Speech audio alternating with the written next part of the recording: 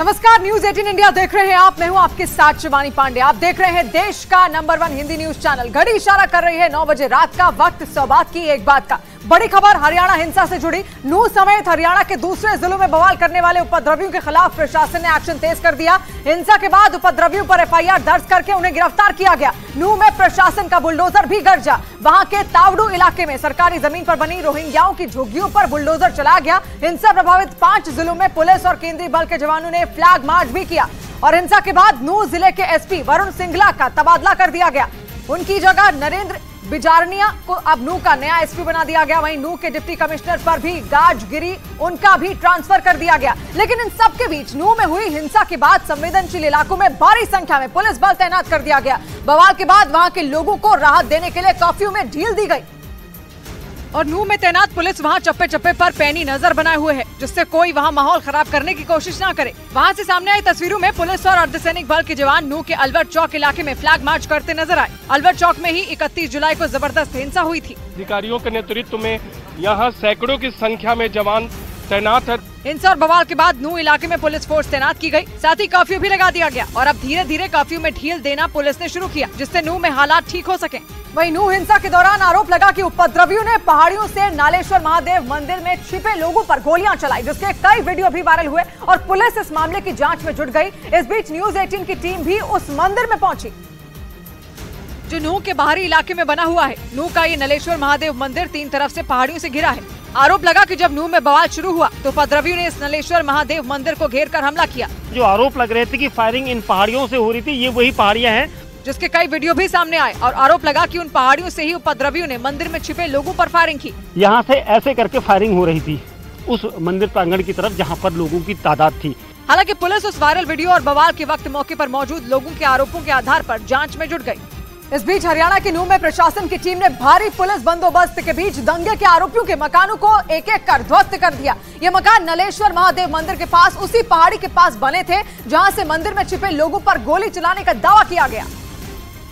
और अब प्रशासन ने पहाड़ियों पर बने अवैध तरीके से बनाए गए दंगे के आरोपियों के मकानों को बुलडोजर से जमींदोज कर दिया। आरोप है कि 31 जुलाई को इन्हीं पहाड़ियों पर से दंगाइयों ने मंदिर में छिपे लोगों पर गोलियां बरसाई थी। उस दौरान मंदिर में करीब 4000 लोग थे जो ब्रजमंडल यात्रा पर पथराव के बाद मंदिर में छिप गए थे। और जो दंगाइये हैं उनकी प्रॉपर्टी को आप यहाँ पर गिराया जा रहा है। देखिए सीधी तस्वीरें हम आपको दिखा रहे हैं किस तरह से यहाँ पर सरकारी बुलडोजर जो है वो यहाँ पर चल रहा है। इस कार्रवाई के दौरान वहाँ बड़ी संख्या में पुलिस के जवान दिखाई दिए। ये भी पता चला कि एक आरोपी पहाड़ी पर पिछले 3 दिन से छिपा है, जिसके बाद पुलिस ने ड्रोन की मदद से उसकी तलाशी शुरू कर दी।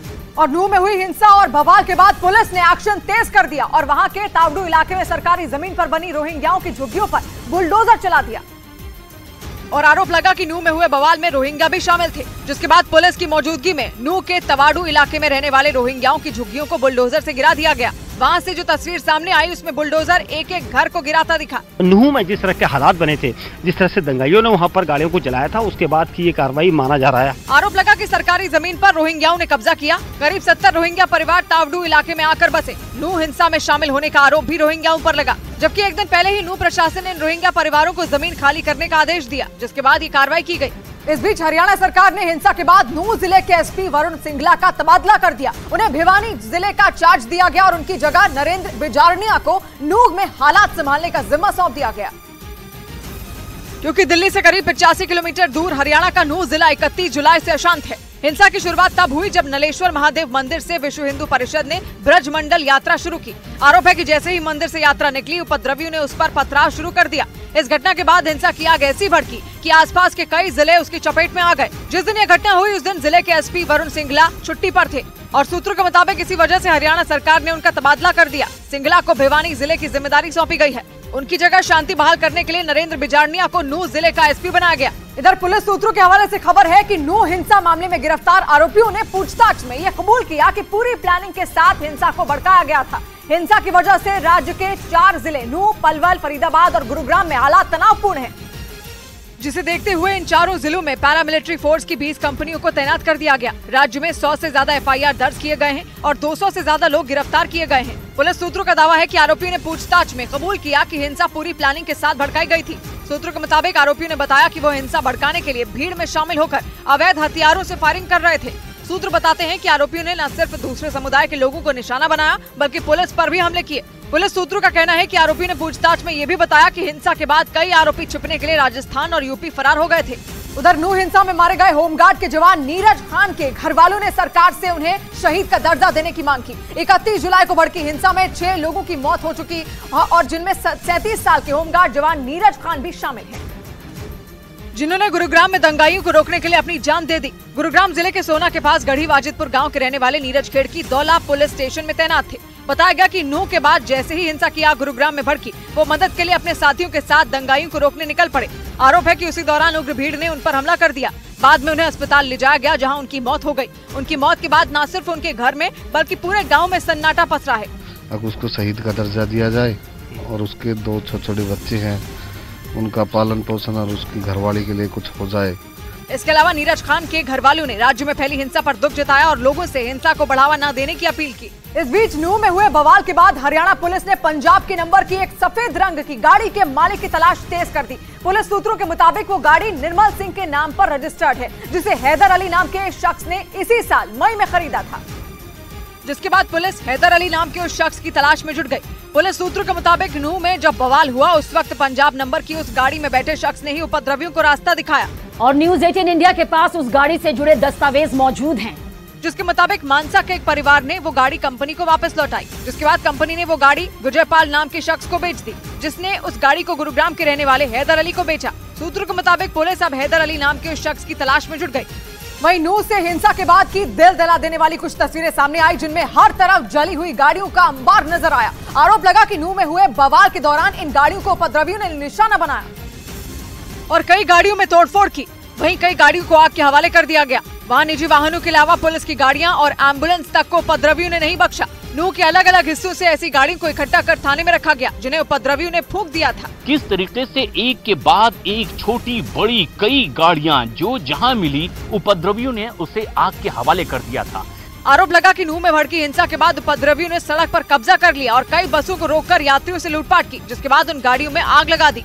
उधर 31 जुलाई को भड़की हिंसा के बाद में नूह में कड़े सुरक्षा इंतजाम के बीच वहां की जामा मस्जिद में जुमे की नमाज अदा की गई। और यही नहीं, नमाज से पहले उस मस्जिद के इमाम ने लोगों को अमन चैन का पैगाम दिया और उनसे हिंसा को बढ़ावा न देने की अपील की, क्योंकि हिंसा की आग में जलकर शहर के कई हिस्से राख में बदल गए। सैकड़ों की संख्या में गाड़ियों को आग लगा दी गई, दुकानें लूट ली गई, लोगों के घरों को भी नहीं छोड़ा गया। हालात ये हैं कि 4 दिन के बाद भी नूह में तनाव है, जिसे देखते हुए वहां भारी संख्या में पुलिस और पैरामिलिट्री फोर्स को तैनात कर दिया गया। यही नहीं, कड़े सुरक्षा इंतजामों के बीच ही नूह में हिंसा के बाद पहली जुमे की नमाज अदा की गई। जुमे की पहली नमाज आज नूह की बड़ी जामा मस्जिद में अदा की जा रही है। आप तस्वीरें देखेंगे, इससे समझ सकते हैं कि किस तरीके से शांति के साथ आज यहाँ पर नमाज अदा की गई। जबकि तनाव को देखते हुए गुरुग्राम में प्रशासन ने मस्जिद में नमाज अदा करने की इजाजत नहीं दी। हालात संभालने के लिए मस्जिद के बाहर भारी पुलिस बल तैनात कर दिया गया और लोगों से घरों में ही नमाज पढ़ने की अपील की गई। इस बीच मध्य प्रदेश के दमोह जिले में बारिश के बाद नदियों का जलस्तर अचानक बढ़ गया, जिससे कई इलाकों में बाढ़ जैसे हालात बन गए और कई गांव बाढ़ के पानी से गिर गए। जिसके बाद प्रशासन और एनडीआरएफ की टीम ने रेस्क्यू ऑपरेशन चलाया और गांव वालों को सुरक्षित जगह पहुंचाया, जिसकी एक तस्वीर सामने आई, जिसमें एनडीआरएफ के जवान नाव के जरिए गांव के लोगों को सुरक्षित जगह पर ले जाते दिखे। नदी का जलस्तर अचानक बढ़ने की वजह से गांव के लोग वहां फंस गए थे। वहां से आई तस्वीर में नदी का पानी तेज रफ्तार से बहता दिखा, जिससे लोगों की सांसें अटक गई। बाढ़ बचाव की कार्रवाई हम लोग कर रहे हैं, रेस्क्यू ऑपरेशन चल रहा है। नदी का जलस्तर बढ़ने से कई इलाके पानी में डूब गए और कई गाँवों का संपर्क जिला मुख्यालय से टूट गया, जिसके बाद एहतियातन प्रशासन ने रेस्क्यू टीम भेज दी। वहीं मध्य प्रदेश के सिवनी में हुई बारिश ने ऐसी तबाही मचाई कि हर तरफ सैलाब ही दिखा, जिसका रोंगटे खड़े कर देने वाला एक वीडियो भी सामने आया, जिसमें एक मोटरसाइकिल सवार ताकतवर लहरों के बीच फंसा नजर आया। और सिवनी से जो वीडियो सामने आया, उसमें एक मोटरसाइकिल सवार उफनते सैलाब के बीच अपनी जिंदगी के लिए जंग लड़ता दिखाई दिया, क्योंकि बाढ़ में डूबे पुल को पार करते वक्त वो वहां फंस गया। इस दौरान खौफनाक लहरें उसे बाहर ले जाने पर आमादा दिखी, लेकिन वो भी अपनी मोटरसाइकिल को पकड़कर ताकतवर लहरों को चुनौती देता नजर आया। इस बीच वहां आसपास कई लोग मौजूद थे, लेकिन कोई भी उसे पानी की तेज धार से बाहर खींच लाने की हिम्मत नहीं जुटा पा रहा था। हालांकि उसने भी हार नहीं मानी और काफी देर तक अपनी जान बचाने के लिए जद्दोजहद करता रहा, जबकि कुछ देर बाद वो अपनी मोटरसाइकिल को छोड़कर किसी तरह सैलाब से बाहर आ गया, जिससे उसकी जान बच गई। और मध्य प्रदेश के मंडला में भी तेज बारिश के बाद नर्मदा नदी की लहरें डराने लगी। वहां ड्रोन कैमरे के जरिए उफनती नर्मदा नदी की ली गई कुछ तस्वीरें सामने आई, जिसमें खौफनाक मंजर नजर आया। और सामने आई एक तस्वीर में नर्मदा नदी का रौद्र रूप दिखाई दिया। ऐसा लगा जैसे नर्मदा नदी की लहरें वहां बने पुल को अपने साथ बहा ले जाएंगी, जबकि उफनती नदी के ऊपर बने उस पुल पर कई गाड़ियां दौड़ती हुई नजर आईं। मध्य प्रदेश के मंडला जिले में भारी बारिश के बाद नर्मदा नदी में उफान आ गया। वहां ड्रोन के जरिए ली गई कुछ तस्वीरें सामने आई, जिसमें नर्मदा नदी किसी समंदर में बदली नजर आई और दूर तक सिर्फ खौफ से भर देने वाली लहरों का कब्जा देखा। वहीं मौसम विभाग ने वहां भारी बारिश का अलर्ट जारी कर दिया, क्योंकि नर्मदा नदी पहले से ही खतरे के निशान के ऊपर बह रही है। वहीं मूसलाधार बारिश और नर्मदा नदी में आए उफान ने मंडला जिले के ज्यादातर इलाकों की सूरत बदल कर रख दी, जिसके बाद वहां प्रशासन ने रेड अलर्ट जारी कर दिया, क्योंकि बाढ़ की वजह से वहां मटियारी बांध के गेट खोल दिए गए और मटियारी बांध से छोड़ा गया पानी 12 से ज्यादा गांव में घुस गया। मंडला में भारी बारिश और बाढ़ ने ऐसा कहर बरपाया कि हर तरफ सिर्फ उफनते सैलाब का कब्जा दिखाई दिया। वहां से सामने आए वीडियो ने इस बात की गवाही दे दी, क्योंकि वहां सड़कों पर दरिया बहता नजर आया, जिसे देखकर लोगों की सांसें थम गई। ऐसा लगा जैसे पानी की ताकतवर लहरें सड़क के किनारे बनी दीवारों को तोड़ डालेंगी और सब कुछ बहा ले जाएंगी। वहीं दूसरे वीडियो में लोगों के घरों और दुकानों में पानी भरा दिखा, जबकि सैलाब में डूबी सड़क पर लोग चलते नजर आए, जिनके घुटनों के ऊपर तक पानी भरा दिखाई दिया। यही वजह रही कि खतरे को देखते हुए प्रशासन ने वहां रेड अलर्ट जारी कर दिया। इधर मध्य प्रदेश के जबलपुर में भी नर्मदा और दूसरी नदियों ने रौद्र रूप धारण कर लिया, जिससे जबलपुर से मंडला जाने वाले पुल पर खतरा मंडरा रहा है और बताया गया कि उस पुल से कुछ ही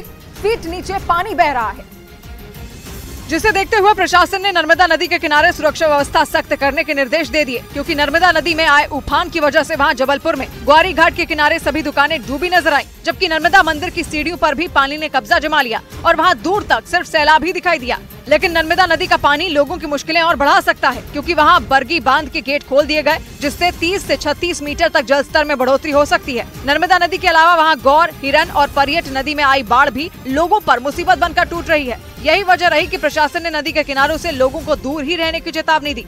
इस बीच उत्तराखंड में बरसी आफत ने पहाड़ पर सैलाब ला दिया। वहां बागेश्वर से आए एक वीडियो में बरसाती नालों में ऐसा उफान आया कि कई गाड़ियां उसमें फंस गई, क्योंकि जैसे ही उन गाड़ियों के ड्राइवरों ने उन्हें वहां से निकालने की कोशिश की, गाड़ियां वहां जाकर अटक गई। उफान मारते पानी को पार करने की कोशिश करना उन्हें इतना भारी पड़ा कि उन कारों में बैठे लोगों की जान पर बनाई, जिसके बाद उसमें मौजूद लोगों को गाड़ियों से उतार दिया गया। पानी का बहाव इतना तेज था कि एक के बाद एक कई कारें वहां आकर अटकती चली गई और धीरे धीरे इतना पानी बढ़ गया कि उन कारों के पूरे टायर पानी में डूब गए, जिसके बाद पानी में फंसी गाड़ियों को दूसरी गाड़ियों की मदद से खींचकर बाहर निकाला गया।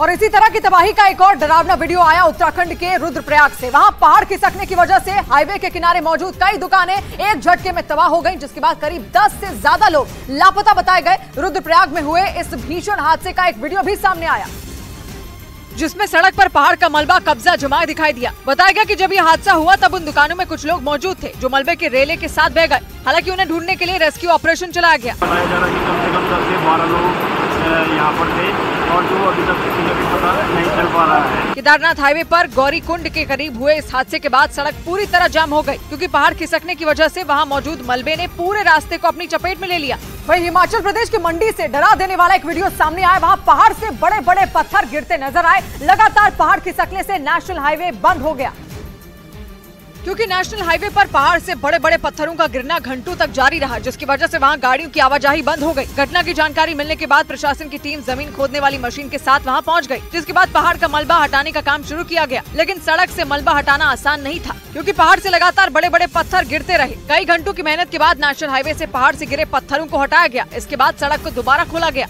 उधर पश्चिम बंगाल के बर्धमान में टीएमसी सांसद सुनील मंडल का टोल कर्मचारी से मारपीट का एक वीडियो सोशल मीडिया पर जमकर वायरल हो गया। यह घटना तब हुई जब सांसद एक सरकारी कार्यक्रम में शामिल होने जा रहे थे, लेकिन जैसे ही उनकी गाड़ी को टोल प्लाजा पर रोका गया, वो गुस्से से तमतमा कर बाहर निकले और टोल कर्मी का गला पकड़कर उसे धक्का दे दिया। इससे पहले जब उनकी गाड़ी वहां से गुजरने लगी तो उस टोल कर्मी ने उन्हें रोक दिया। वो टीएमसी सांसद सुनील मंडल की गाड़ी के सामने खड़ा हो गया। इसके बाद तो सांसद का पारा 7वें आसमान पर पहुंच गया और उन्होंने मारपीट शुरू कर दी। हालांकि तुरंत ही वहां टोल प्लाजा के दूसरे कर्मचारी पहुंच गए और हालात संभालने में जुट गए। उन्होंने बड़ी मुश्किल से सुनील मंडल को शांत कराया, तब जाकर वो अपनी गाड़ी में बैठे और ये मामला शांत हो गया। इस बीच महाराष्ट्र के ठाणे में एक कॉलेज में एनसीसी यानी नेशनल कैडेट कोर के जूनियर छात्रों को पीटने के आरोप में कुछ सीनियर छात्रों को सस्पेंड कर दिया गया। एनसीसी ने इस मारपीट की निंदा की तो कॉलेज प्रशासन ने आरोपियों पर एक्शन ले लिया। एक दिन पहले सीनियर छात्रों की इस हरकत का वीडियो सामने आया, जिसमें एनसीसी से जुड़ा एक सीनियर छात्र डंडे से जूनियर छात्रों की बेरहमी से पिटाई करता दिखाई दिया। एक छात्र पर तो उसने इतने डंडे बरसाए कि वो दर्द से करा उठा। आरोपी छात्र ने वहाँ दूसरे लड़कों को भी इसी तरह खूब पीटा। इस दौरान उसके साथी बारिश के बीच छाता लेकर खड़े नजर आए, जबकि जूनियर छात्रों को उन्होंने सिर के बाल जमीन पर झुका रखा था। उनके दोनों हाथों को भी पीछे उठाकर रखने को कहा गया। बाद में जब ये मामला सामने आया तो एनसीसी ने इस पर कड़ी आपत्ति जताई। वहीं कॉलेज प्रशासन ने मारपीट करने वाले आरोपी छात्रों को सस्पेंड कर दिया। इधर मध्य प्रदेश के मुरैना से हवा में फायरिंग का हैरान कर देने वाला एक खतरनाक वीडियो सामने आया, जिसमें बर्थडे के जश्न के दौरान कुछ लड़के बीच चौराहे पर हवा में फायरिंग करते हुए दिखाई दिए। वहां मौजूद एक लड़के ने अपने मोबाइल कैमरे में फायरिंग के इस वीडियो को रिकॉर्ड कर लिया, जिसमें एक लड़का आसमान में पिस्तौल से ताबड़तोड़ फायरिंग करता नजर आया। वीडियो में नजर आ रहे लड़के चौराहे पर मोटरसाइकिल खड़ी कर अपने एक साथी का जन्मदिन मनाते दिखे, लेकिन इसी दौरान उनका एक साथी पिस्तौल से हवा में ताबड़तोड़ फायरिंग करता नजर आया। उसने आसमान में कई गोलियां दागी। हालांकि वीडियो वायरल होने के एक दिन बाद ही पुलिस एक्शन में आ गई। उसमें संबंधित व्यक्तियों की पहचान करके जो भी लीगल कार्रवाई होती है वो करने का प्रयास कर रहे हैं। वायरल वीडियो मुरैना के पुरानी हाउसिंग बोर्ड कॉलोनी के पॉश इलाके का बताया गया।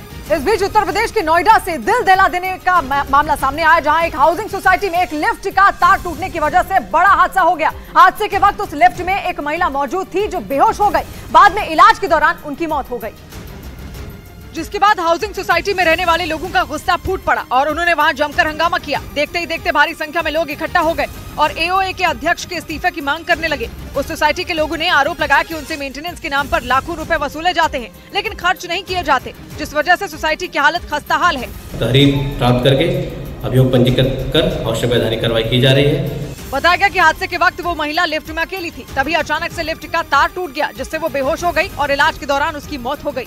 वहीं मध्य यूरोप के देश स्लोवेनिया में बाढ़ ने कोहराम मचा दिया, जिसकी वजह से कई रास्ते और कुछ रेलवे लाइन पूरी तरह बंद हो गई।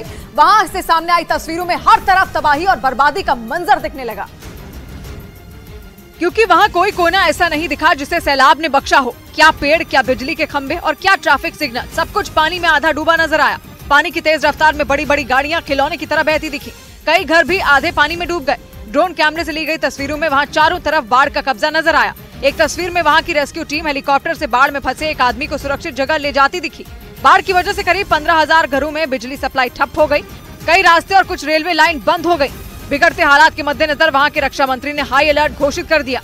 उधर चीन के हेबे प्रांत में बाढ़ ने ऐसी तबाही मचाई कि एक हफ्ते में वहां हजारों लोगों के बाढ़ में फंसे होने की खबर सामने आई, जिनकी जान पर बन गई। लेकिन वहां की राहत और बचाव टीम नाव के सहारे लोगों के रेस्क्यू में जुट गई, क्योंकि वहां आई हाहाकारी बाढ़ की वजह से कई इलाके जलमग्न हो गए। सड़कों पर दरिया बहता दिखा और पानी के रौद्र रूप के बीच फंसे लोगों की सांसें अटक गई। लेकिन वहां की रेस्क्यू टीम ने हिम्मत दिखाई और किसी को कमर तक भरे पानी के बीच जाकर बचाया, तो किसी को खिड़की के रास्ते बाहर निकाला और पानी की रफ्तार को चीरते हुए बाढ़ में फंसे हजारों लोगों को नाव में बिठाकर सुरक्षित जगह पर पहुँचाया। चीन की मीडिया के मुताबिक हेबे प्रांत से करीब 1 लाख लोगों का रेस्क्यू किया गया।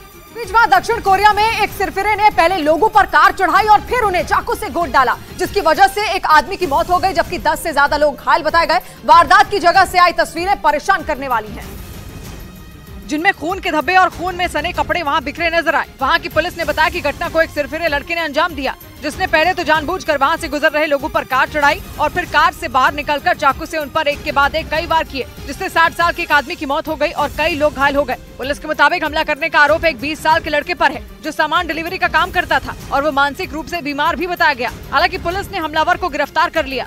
इधर उत्तर प्रदेश के लखीमपुर खीरी में एक दुकान में दिन दहाड़े बदमाशों की फायरिंग का हैरान करने वाला एक वीडियो सामने आया, जिसमें 4-5 बदमाश हथियार के साथ पहले तो सड़क पर खड़े दिखाई दिए और बाद में उनमें से 2 बदमाशों ने पिस्तौल से गोली चला दी और बदमाशों की हरकत वहां लगे सीसीटीवी में रिकॉर्ड हो गई। वीडियो में काले रंग की शर्ट पहने 2 बदमाश पिस्तौल से कई राउंड फायर करते दिखाई दिए, जिनमें एक ने तो दुकान के अंदर घुसने की कोशिश की, लेकिन अंदर से एक शख्स ने हिम्मत दिखाते हुए बदमाशों पर ईंट पत्थर से हमला कर दिया, जिसके बाद सभी बदमाश वहां से फरार हो गए। बदमाशों ने जिस दुकान पर हमला किया उस वक्त वहां दुकानदार भी था, जिसने किसी तरह छिपकर अपनी जान बचाई। हमारी दुकान पे 8 से 10 लड़के लूट की नीयत से आए। बीच बाजार दिन दहाड़े फायरिंग की इस घटना से दहशत फैल गई। हालांकि पुलिस सीसीटीवी वीडियो के आधार पर बदमाशों की पहचान में जुट गई। उधर आंध्र प्रदेश के अन्नामय्या में चंद्रबाबू नायडू की पार्टी टीडीपी और मुख्यमंत्री जगन मोहन रेड्डी की पार्टी वाईएसआरसीपी के कार्यकर्ताओं के बीच हिंसक झड़प हो गई और बताया गया कि चंद्रबाबू नायडू के रोड शो का विरोध कर रहे वाईएसआरसीपी के कार्यकर्ताओं की टीडीपी के कार्यकर्ताओं से बहस हो गई,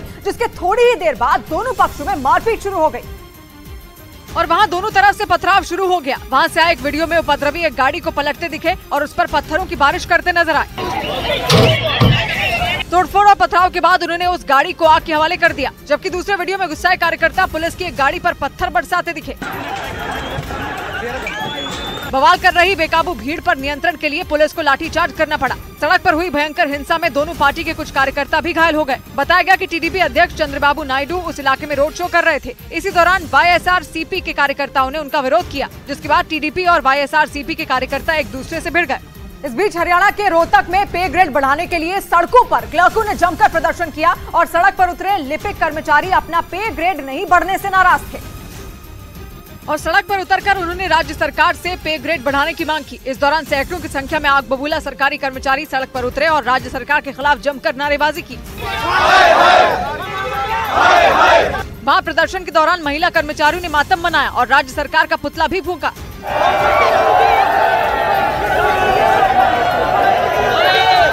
क्योंकि उनका आरोप है कि पिछले 1 महीने से वो अपनी ग्रेड पे बढ़ाने की मांग को लेकर धरना दे रहे हैं, लेकिन इस मुद्दे पर उनकी सरकार के साथ कई दौर की बातचीत बेनतीजा रही। आरोप है कि सरकार उनकी पे ग्रेड 35,400 रुपए करने को तैयार नहीं है। जल्दी से पूरा कर दे, वरना पूरे हरियाणा का ये लिपिक ये कर्मचारी है, ये शांत आगे से नहीं बैठेगा। 1 महीने से धरने पर बैठे सरकारी कर्मचारियों ने मांगे नहीं मानने पर सरकार को अंजाम भुगतने की चेतावनी दी। उधर कोलकाता में सड़क हादसे में एक बच्चे की मौत के बाद बवाल हो गया। गुस्साए लोगों ने सड़क पर गाड़ियों में तोड़फोड़ के बाद आगजनी की और इस दौरान पुलिस की गाड़ी को भी आग के हवाले कर दिया गया, जिसका एक वीडियो सामने आया जिसमें सड़क पर पलटी पुलिस की गाड़ी धू-धू कर जलती नजर आई। धधकती गाड़ी के पास से कुछ लोग भागते दिखाई दिए। इस दौरान वहां चारों तरफ अफरा तफरी मच गई। बवाल कर रहे लोगों पर काबू पाने के लिए भारी संख्या में पुलिस फोर्स वहां पहुंच गई और लाठीचार्ज के बाद आंसू गैस के गोले दागे। पुलिस की गाड़ी में लगी आग को बुझाने के लिए फायर ब्रिगेड की गाड़ी को बुलाया गया। बवाल कर रहे लोगों ने आरोप लगाया कि जिस गाड़ी से स्कूल जाने वाले बच्चे और उसके पिता की टक्कर हुई उसे वहां मौजूद लोगों ने पकड़ लिया, लेकिन बाद में वहां पहुंचे पुलिस वालों ने रिश्वत लेकर उसे छोड़ दिया। इसी से लोगों का गुस्सा और ज्यादा भड़क गया। हालांकि बाद में तोड़फोड़ और बवाल करने के आरोप में पुलिस ने 10 लोगों को गिरफ्तार कर लिया। ब्रेकिंग न्यूज आ रही है। नेटो और रूस के बीच हाई वोल्टेज तनाव कभी भी जंग की शक्ल ले सकता है। नेटो के सदस्य पोलैंड ने अपने पड़ोसी बेलारूस और उसके दोस्त रूस को सीधी धमकी दे दी है कि अगर उसे और उकसाया गया तो वो हथियार उठा लेगा और हमला कर भी देगा। और यानी नेटो वर्सेस रूस की आशंका गहरा गई है। ये मामला 3 दिन पहले गरमाया था और 3 दिन पहले पोलैंड ने दावा किया था कि बेलारूस ने उसकी हवाई सीमा में घुसपैठ की। उसके जवाब में पोलैंड ने बेलारूस से लगने वाली अपनी सीमा पर सेना और लड़ाकू हेलीकॉप्टर उतार दिए थे। इसलिए तभी से पूरी दुनिया की नजरें पोलैंड और बेलारूस के बॉर्डर पर टिकी हैं, क्योंकि अगर तीसरा विश्व युद्ध हुआ तो उसकी शुरुआत पोलैंड और बेलारूस के बॉर्डर पर ही होगी।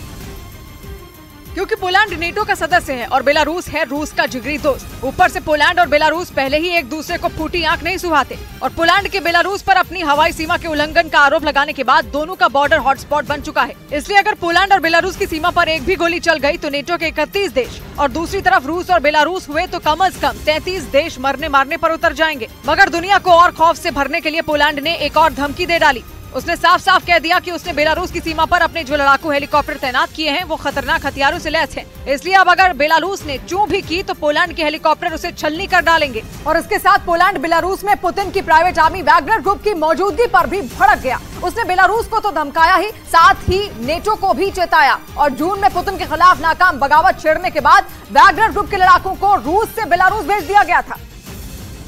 और जब से वैगनर ग्रुप के लड़ाके बेलारूस पहुंचे हैं, बेलारूस के राष्ट्रपति की बांछें खिल गई हैं। वो वैगनर ग्रुप के लड़ाकों का नाम ले लेकर बार बार पोलैंड को डरा धमका रहे हैं। ऊपर से हजारों की संख्या में वैगनर ग्रुप के लड़ाके बेलारूस की सेना को ट्रेनिंग भी दे रहे हैं। इसीलिए पोलैंड के प्रधानमंत्री ने चेताया कि वैगनर ग्रुप बहुत ज्यादा खतरनाक है और उसके लड़ाकों को बेलारूस में इसलिए तैनात किया गया ताकि नेटो को कमजोर किया जा सके। पोलैंड के पीएम ने नेटो को आगाह किया कि अब रूस और बेलारूस उसे और उकसाएंगे। इस बीच पोलैंड ने रूस के लिए जासूसी करने के शक में बेलारूस के एक नागरिक को गिरफ्तार करने का दावा किया। पोलैंड ने बताया कि बेलारूस का वो शख्स 2 साल पहले पोलैंड आया था और पोलैंड के सैन्य ठिकानों और बंदरगाहों की रेकी करने में लगा था। बताया गया कि गिरफ्तार किया गया 39 साल का बेलारूस का नागरिक रूस के कई लोगों के संपर्क में भी था, जिनसे वो रूस के सेंट पीटर्सबर्ग शहर और उसके कब्जे वाले क्राइमिया में मुलाकात करता था। पोलैंड ने शक जताया कि बेलारूस का जासूस रूस के उस जासूसी नेटवर्क का हिस्सा हो सकता है, जिसके जरिए वो यूक्रेन की जंग को नाकाम करने की कोशिश में लगा है। उधर यूक्रेन जंग के बीच रूस के बाद अब बेलारूस भी ईरान से नजदीकियां बढ़ाने में जुट गया।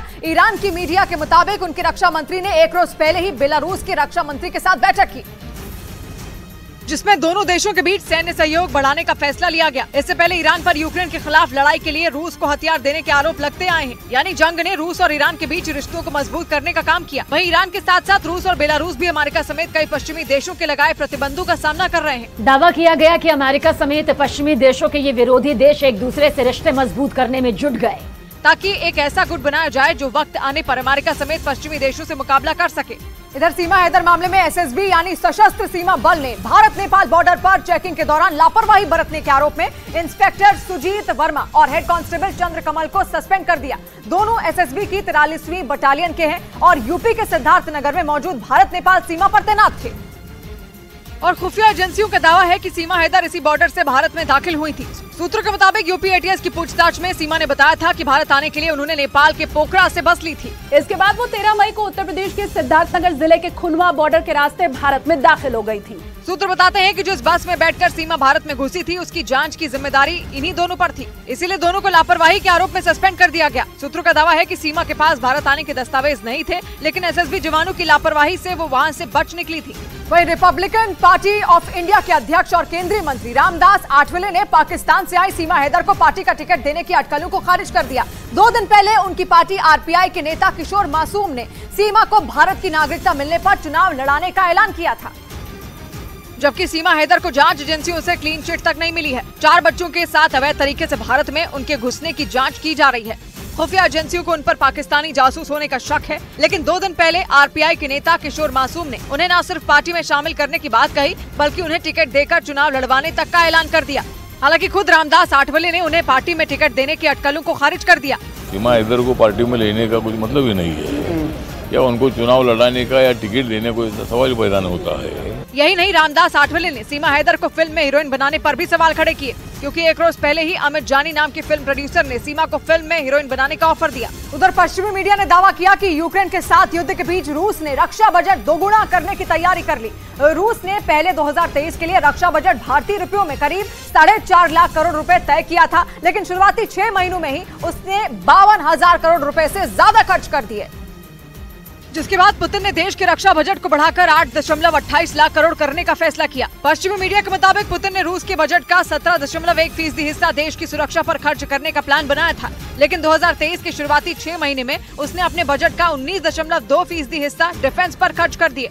पश्चिमी मीडिया के मुताबिक रूस की डिफेंस इंडस्ट्री ने 2022 में जितने हथियार बनाए थे, उससे ज्यादा अब 1 महीने में तैयार किए जा रहे हैं। और ये सब किसी भी कीमत पर यूक्रेन से चल रही जंग जीतने के लिए किया गया। यूक्रेन युद्ध की वजह से पहले ही रूस में स्कूल, अस्पताल और सड़कों से जुड़े बजट को कम कर दिया गया था। अब दूसरी इंडस्ट्रीज के फंड्स में भी कटौती का अनुमान लगाया जा रहा है। इस बीच पश्चिमी मीडिया ने दावा किया कि रूस अपने सुखोई 57 लड़ाकू विमान के लिए सुपर मिसाइल बनाने में जुटा है। पश्चिमी मीडिया के मुताबिक रूस की ये घातक मिसाइल हवा से हवा में मार करने में सक्षम होगी, ताकि पुतिन अपने दुश्मनों से निपट सकें।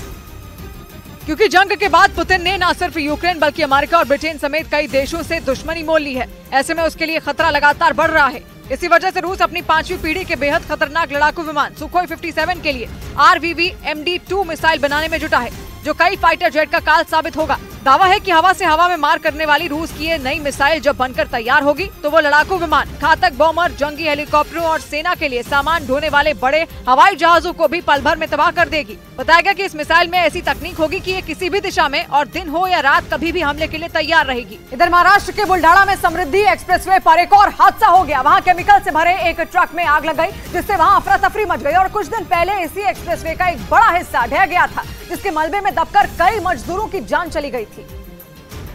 और इस बार केमिकल से भरा वो ट्रक समृद्धि एक्सप्रेसवे पर टायर फटने की वजह से पलट गया, जिसके बाद उसमें आग लग गई और देखते ही देखते उससे आग की ऊंची ऊंची लपटें उठने लगी। केमिकल से भरे उस ट्रक को बीच एक्सप्रेसवे पर जलता देख वहां से गुजरने वाले लोग दहशत से भर गए, जिसके बाद हादसे की सूचना पर पहुंची पुलिस ने एहतियात के तौर पर यातायात को रोक दिया। पुलिस ने बताया कि हादसे के बाद उस ट्रक के ड्राइवर और क्लीनर ने उससे कूदकर अपनी जान बचाई। गनीमत ये रही कि फायर ब्रिगेड कर्मी उस ट्रक में लगी आग को समय रहते बुझाने में कामयाब रहे, वरना उसमें भरे केमिकल की वजह से बड़ा हादसा हो सकता था। उधर जम्मू कश्मीर के पुलवामा में टेरर फंडिंग के मामले में एनआईए यानी नेशनल इन्वेस्टिगेशन एजेंसी ने कई जगहों पर छापेमारी की। जम्मू कश्मीर पुलिस और अर्धसैनिक बल की टीम के साथ पहुंचे एनआईए के अफसरों ने वहां तलाशी ली। बीते 3 दिनों में जांच एजेंसी ने इस इलाके में दूसरी बार छापे मारे, क्योंकि एनआईए के अफसरों को सूत्रों से आतंकवादियों की सांठगांठ और टेरर फंडिंग के सुराग मिले थे। एनआईए अधिकारियों के मुताबिक पुलवामा में उन लोगों के ठिकानों पर छापेमारी की गई जिन पर टेरर फंडिंग करने और आतंकियों की मदद करने का आरोप है। एनआईए के सूत्रों के मुताबिक घाटी में कुछ लोगों पर एक एनजीओ के जरिए अलगाववादी संगठनों के साथ जैश-ए-मोहम्मद जैसे आतंकी संगठन को फंडिंग करने के आरोप लगे हैं, जिसकी जांच के लिए एनआईए और जम्मू कश्मीर पुलिस की काउंटर इंटेलिजेंस विंग ने अलग अलग ठिकानों पर छापा मारा। 2 दिन पहले भी एनआईए ने 11 जगहों पर तलाशी की थी। इस बीच पाकिस्तान की मीडिया ने दावा किया कि चुनावों की आहट को देखते हुए प्रधानमंत्री शहबाज शरीफ ने फौज से दूरी बनानी शुरू कर दी। ऐसा इसलिए क्योंकि शहबाज शरीफ पर इमरान खान लगातार ये आरोप लगाते रहे हैं कि शहबाज सिर्फ एक कठपुतली है और पाकिस्तान में सरकार चलाने का असली काम सेना कर रही है। और पाकिस्तानी मीडिया ने आशंका जताई कि शहबाज को आने वाले चुनाव में इसकी वजह से नुकसान झेलना पड़ सकता है। माना जा रहा है कि इसी वजह से शहबाज शरीफ ने सेना से दूरी बनानी शुरू कर दी।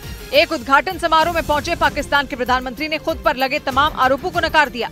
इससे पहले इमरान खान ने दावा किया कि शहबाज के कहने पर ही आसिम मुनीर को सेना की कमान सौंपी गई। मतलब इमरान पाकिस्तान की मौजूदा हालत के लिए सेना और सरकार दोनों को एक साथ निशाने पर ले रहे थे। माना जा रहा है कि इसी वजह से शहबाज ने सेना से दूरी बनानी शुरू कर दी ताकि आने वाले चुनाव में उन्हें इसकी वजह से घाटा न उठाना पड़े। वहीं सूत्रों ने दावा किया कि बाजौर में हुए आतंकी हमले के बाद पाकिस्तान की सेना और वहां की पुलिस ने आतंकवादियों के आगे घुटने टेक दिए। सूत्रों के मुताबिक वहां एक नया नियम लागू कर दिया गया, जिसके तहत अगर खैबर पख्तूनख्वा इलाके में कोई नेता रैली या सभा करेगा तो वहां उसे पुलिस की सुरक्षा नहीं दी जाएगी, क्योंकि सूत्रों के मुताबिक वहां की सेना खैबर पख्तूनख्वा में चुनाव नहीं कराना चाहती। इसलिए ये आरोप लगाया गया कि सेना और पुलिस ने वहां पहुंचने वाले नेताओं को सुरक्षा देने से हाथ खड़े कर दिए। मतलब ना रहेगा बांस ना बजेगी बांसुरी, क्योंकि दावा है कि वहां की सेना और प्रशासन खैबर पख्तूनख्वा में होने वाले चुनावों का समर्थन नहीं कर रहे। यही वजह रही कि वहां के प्रशासन ने नेताओं को सुरक्षा देने से इनकार कर दिया। साथ ही एडवाइजरी भी जारी कर दी गई कि अगर वहाँ कोई नेता पहुँचता है तो अपनी सुरक्षा की जिम्मेदारी तो उठाएगा ही, साथ ही उसे पूरे कार्यक्रम का ब्लूप्रिंट भी पुलिस को पहले ही देना होगा और अगर ऐसा ना किया गया तो उस नेता के खिलाफ कार्रवाई भी की जाएगी। इधर सुप्रीम कोर्ट ने उत्तर प्रदेश की ज्ञानवापी मस्जिद में एएसआई के सर्वे पर रोक लगाने से इनकार कर दिया। अदालत ने साफ कर दिया कि वो इस मामले में इलाहाबाद हाईकोर्ट के आदेश में दखल नहीं देगी और ज्ञानवापी में वजू खाने वाली जगह को छोड़कर बाकी हिस्सों में एएसआई का सर्वे जारी रहेगा। साथ ही अदालत ने यह भी साफ कर दिया कि सर्वे के दौरान मस्जिद में कोई खुदाई नहीं होगी और सर्वे के बाद एएसआई अपनी रिपोर्ट ट्रायल कोर्ट को देगा। सुप्रीम कोर्ट के इस फैसले पर हिंदू पक्ष ने खुशी जताई और दावा किया कि एएसआई के सर्वे में चौंकाने वाले सबूत मिलेंगे। वहाँ पर बहुत कुछ ऐसी चीजें मिलेगी जो आप किसी ने सोचा नहीं होगा। इससे पहले वाराणसी की जिला अदालत ने एएसआई को सर्वे पूरा करने के लिए 4 हफ्ते का वक्त दिया। इस मामले में हिंदू पक्ष ने ही अदालत में अर्जी दाखिल की थी। इससे पहले इलाहाबाद हाईकोर्ट से हरी झंडी मिलने के बाद वाराणसी की ज्ञानवापी मस्जिद में सर्वे शुरू हो गया। सूत्रों ने बताया कि एएसआई ने मस्जिद की पश्चिमी दीवार से सर्वे शुरू किया और शाम 7 बजे तक सर्वे किया। खबर है कि नमाज के दौरान 75 लोग मस्जिद परिसर में मौजूद रहे, जिन्होंने टोपोग्राफी की मदद से 4 नक्शे तैयार किए और मशीनों का इस्तेमाल नहीं किया और करीब 2.5 घंटे बाद एएसआई की टीम ने ब्रेक लिया, क्योंकि जुमे की नमाज की वजह से करीब 1000 नमाजी ज्ञानवापी मस्जिद पहुंचे और इस दौरान एएसआई का सर्वे रुका रहा। इससे पहले हिंदू पक्ष ने सर्वे के लिए समय बढ़ाने के लिए जिला अदालत में अर्जी डाली, क्योंकि एएसआई का सर्वे टुकड़ों में हुआ और उस वक्त एएसआई की टीम ने कोई काम नहीं किया जब नमाज अदा की गई। इससे पहले इलाहाबाद हाईकोर्ट से हरी झंडी मिलने के बाद एएसआई की टीम सुबह सुबह ज्ञानवापी मस्जिद पहुंच गई और वजू खाने को छोड़कर मस्जिद के बाकी हिस्सों में सर्वे शुरू कर दिया। इस बीच मध्य प्रदेश के सतना में कांग्रेस विधायक जीतू पटवारी का एक वीडियो वायरल हो गया, जिसमें वो कांग्रेस कार्यकर्ताओं को वफादारी की कसम खिलाते हुए नजर आए, क्योंकि इसी साल राज्य में विधानसभा चुनाव होने हैं और वहां हर एक विधानसभा सीट पर टिकट के कई दावेदार हैं और इसीलिए कांग्रेस विधायक जीतू पटवारी ने टिकट उम्मीदवारों को कांग्रेस के प्रति वफादारी की कसम खिलाई, जिसका वीडियो भी सामने आया। कामनानाथ भगवान की कसम खाओ कि बंदे को इस बार जिताना है, क्योंकि कांग्रेस को डर सता रहा है कि अगर उम्मीदवारों को टिकट नहीं मिला तो वो नाराज होकर पार्टी के खिलाफ भी जा सकते हैं, जिससे चुनाव में पार्टी का नुकसान हो सकता है। इसलिए जब कांग्रेस विधायक जीतू पटवारी सतना में आयोजित परिवर्तन सभा कार्यक्रम में पहुंचे तो वहां उन्होंने रामपुर बघेलान विधानसभा के सभी टिकट दावेदारों को मंच पर बुलाया और उन्हें हर हालत में पंजे को जिताने के लिए कसम खिलाई, जिसका वीडियो वायरल हो गया। इधर खुफिया सूत्रों के हवाले से खबर है कि पाकिस्तान की सरकार अंजू की वीजा की अवधि बढ़ाने और उन्हें दुबई भेजने की तैयारी में जुट गई।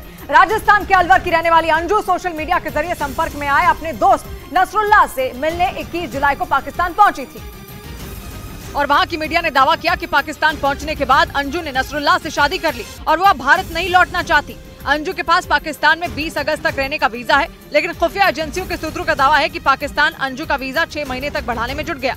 सूत्र बताते हैं कि 2 दिन पहले अंजू इस्लामाबाद भी गई थी, जहां विदेश मंत्रालय के अधिकारियों ने उनसे मुलाकात की। यही नहीं, उन्हें पाकिस्तान से दुबई शिफ्ट करने की प्लानिंग भी की जा रही है। सूत्रों का कहना है कि खैबर पख्तूनख्वा का ऊपरी दीर जिला आतंकवाद से प्रभावित है और डर ये है कि अंजू की वजह से वहाँ के हालात खराब हो सकते हैं। इसी वजह से उन्हें दुबई शिफ्ट करने की तैयारी की जा रही है।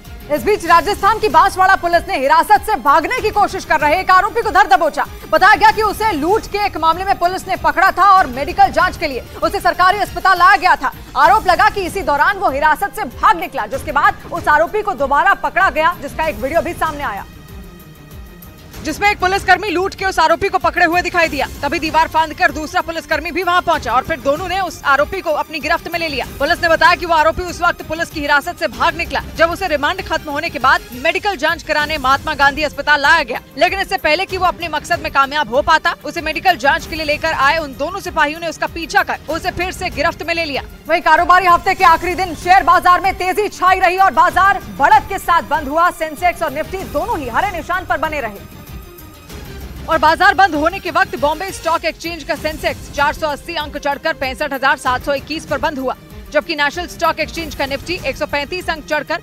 19,517 पर बंद हुआ। इस दौरान सबसे ज्यादा तेजी आईटी, टेलीकॉम और बैंकिंग के शेयरों में दर्ज की गई। उधर पश्चिमी मीडिया ने दावा किया कि स्वीडन और डेनमार्क में हुई कुरान के अपमान की घटना के बाद दोनों देशों पर आतंकी हमले की आशंका जताई जाने लगी। इन दोनों ही देशों में अभिव्यक्ति की आजादी का अधिकार है और यही वजह रही कि वहां कुछ लोगों ने खुले में कुरान का अपमान करते हुए विरोध प्रदर्शन किया था, जिसके बाद दुनिया के कई मुस्लिम देशों ने इस पर कड़ी आपत्ति जताई। स्वीडन और डेनमार्क दोनों की सरकारों ने कुरान का अपमान करने वाले लोगों पर कड़ा एक्शन नहीं लिया, जिसके बाद वहां आतंकी हमले का खतरा सताने लगा। हालांकि स्वीडन ने कुरान के अपमान पर छिड़ी इस बहस के बाद अपने कानून में बदलाव का भरोसा दिया, क्योंकि अभी इन दोनों ही देशों में ईश निंदा का कोई कानून नहीं है। इसका मतलब ये कि यहाँ किसी भी धार्मिक ग्रंथ का अपमान करना गैर कानूनी नहीं माना जाता। हालांकि मुस्लिम देशों ने इसकी खूब आलोचना की, वहीं कुछ आतंकी संगठनों ने भी इसका अंजाम भुगतने की चेतावनी दी, जिसके बाद दोनों देशों पर आतंकी हमले का डर सताने लगा। इस बीच तुर्की ने अपने पड़ोसी देश सीरिया में एक बार फिर कुर्द लड़ाकों को मार गिराने का दावा किया। तुर्की कुर्द लड़ाकों को आतंकी मानता है और इसलिए वो सीरिया में लड़ रहा है, क्योंकि कुर्द लड़ाके बीते 40 साल से तुर्की पर हमले कर रहे हैं। इसलिए तुर्की भी अपने पड़ोसी देशों में फैले कुर्द लड़ाकों पर वार करता रहा है। सीरिया में भी कुर्द लड़ाके हैं। यही वजह रही कि तुर्की ने सीरिया में ऑपरेशन चलाया, जिसकी जारी की गई तस्वीरों में रात के अंधेरे में तुर्की की सेना कुर्द लड़ाकों के ठिकानों पर चुन चुन कर हमले करती नजर आई। दक्षिण पूर्वी तुर्की में भारी तादाद में कुर्द समुदाय के लोग रहते हैं, जो अपने समुदाय के लिए तुर्की के अंदर एक आजाद इलाका चाहते हैं। तुर्की के दक्षिण में सीरिया है। सीरिया के इस उत्तरी इलाके में कुर्द लड़ाकों का दबदबा है। तुर्की ने आरोप लगाया कि कुर्द लड़ाके वहां हमला करने की तैयारी में थे, इसलिए इससे पहले कि वो हमला करते, तुर्की ने उन्हें हमला करने लायक ही नहीं छोड़ा। उधर इंडोनेशिया में महिलाओं को पुरुषों के साथ नमाज अदा करने की इजाजत देने वाले मौलवी को जेल भेज दिया गया। इंडोनेशिया की मीडिया के मुताबिक मौलवी को नफरत फैलाने वाले भाषण के आरोप में गिरफ्तार किया गया और दोषी पाए जाने पर उन्हें 10 सालों की सजा हो सकती है। इंडोनेशिया की पुलिस के मुताबिक लोगों की शिकायत के बाद पांजी गुमिलांग नाम के मौलवी पर कार्रवाई की गई। वहां की पुलिस के अधिकारियों ने बताया कि पांजी गुमिलांग जावा में अल जायतून नाम से बोर्डिंग स्कूल चलाते हैं। आरोप है कि उन्होंने अपने स्कूल में लड़के और लड़कियों को एक साथ प्रार्थना करने और नमाज पढ़ने की अनुमति दे रखी थी। इसके साथ ही उन्होंने अपने भाषणों में इंडोनेशिया में महिलाओं को इमाम बनाने की बात कही, जिसकी वजह से उन पर नफरत फैलाने का आरोप लगा, जिसके बाद पांजी गुमिलांग को 20 दिनों के लिए जांच एजेंसी की हिरासत में भेज दिया गया। इधर जयपुर मुंबई एक्सप्रेस ट्रेन में हुई फायरिंग के बाद 5 दिन बीत जाने के बाद भी गोलीबारी की सही वजहों का पता नहीं चल सका। हालांकि ट्रेन गोलीकांड की जांच कर रही जीआरपी की टीम आरोपी चेतन सिंह से लगातार पूछताछ में जुटी है।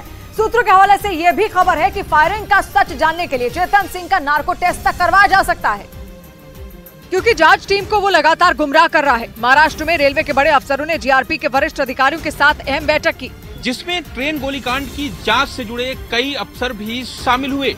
सूत्रों के मुताबिक जांच में जुटी जीआरपी की टीम ने टारगेट किलिंग के एंगल पर भी आरोपी चेतन सिंह से सवाल जवाब किए, लेकिन कोई ठोस जवाब नहीं मिल सका। सूत्रों ने दावा किया कि चेतन के परिवार ने आरपीएफ के डीजी के पास उसकी मेडिकल रिपोर्ट भेजी है, क्योंकि गिरफ्तारी के बाद उसने खुद को मानसिक रूप से बीमार बताया था। हालांकि जीआरपी की टीम मेडिकल दस्तावेजों की भी जांच करा रही है। उधर अमेरिका के कैलिफोर्निया में एक दुकान में लूट की वारदात को अंजाम देने वाले एक बदमाश को जमकर पीटा गया, जिसका वीडियो सोशल मीडिया पर वायरल हो गया।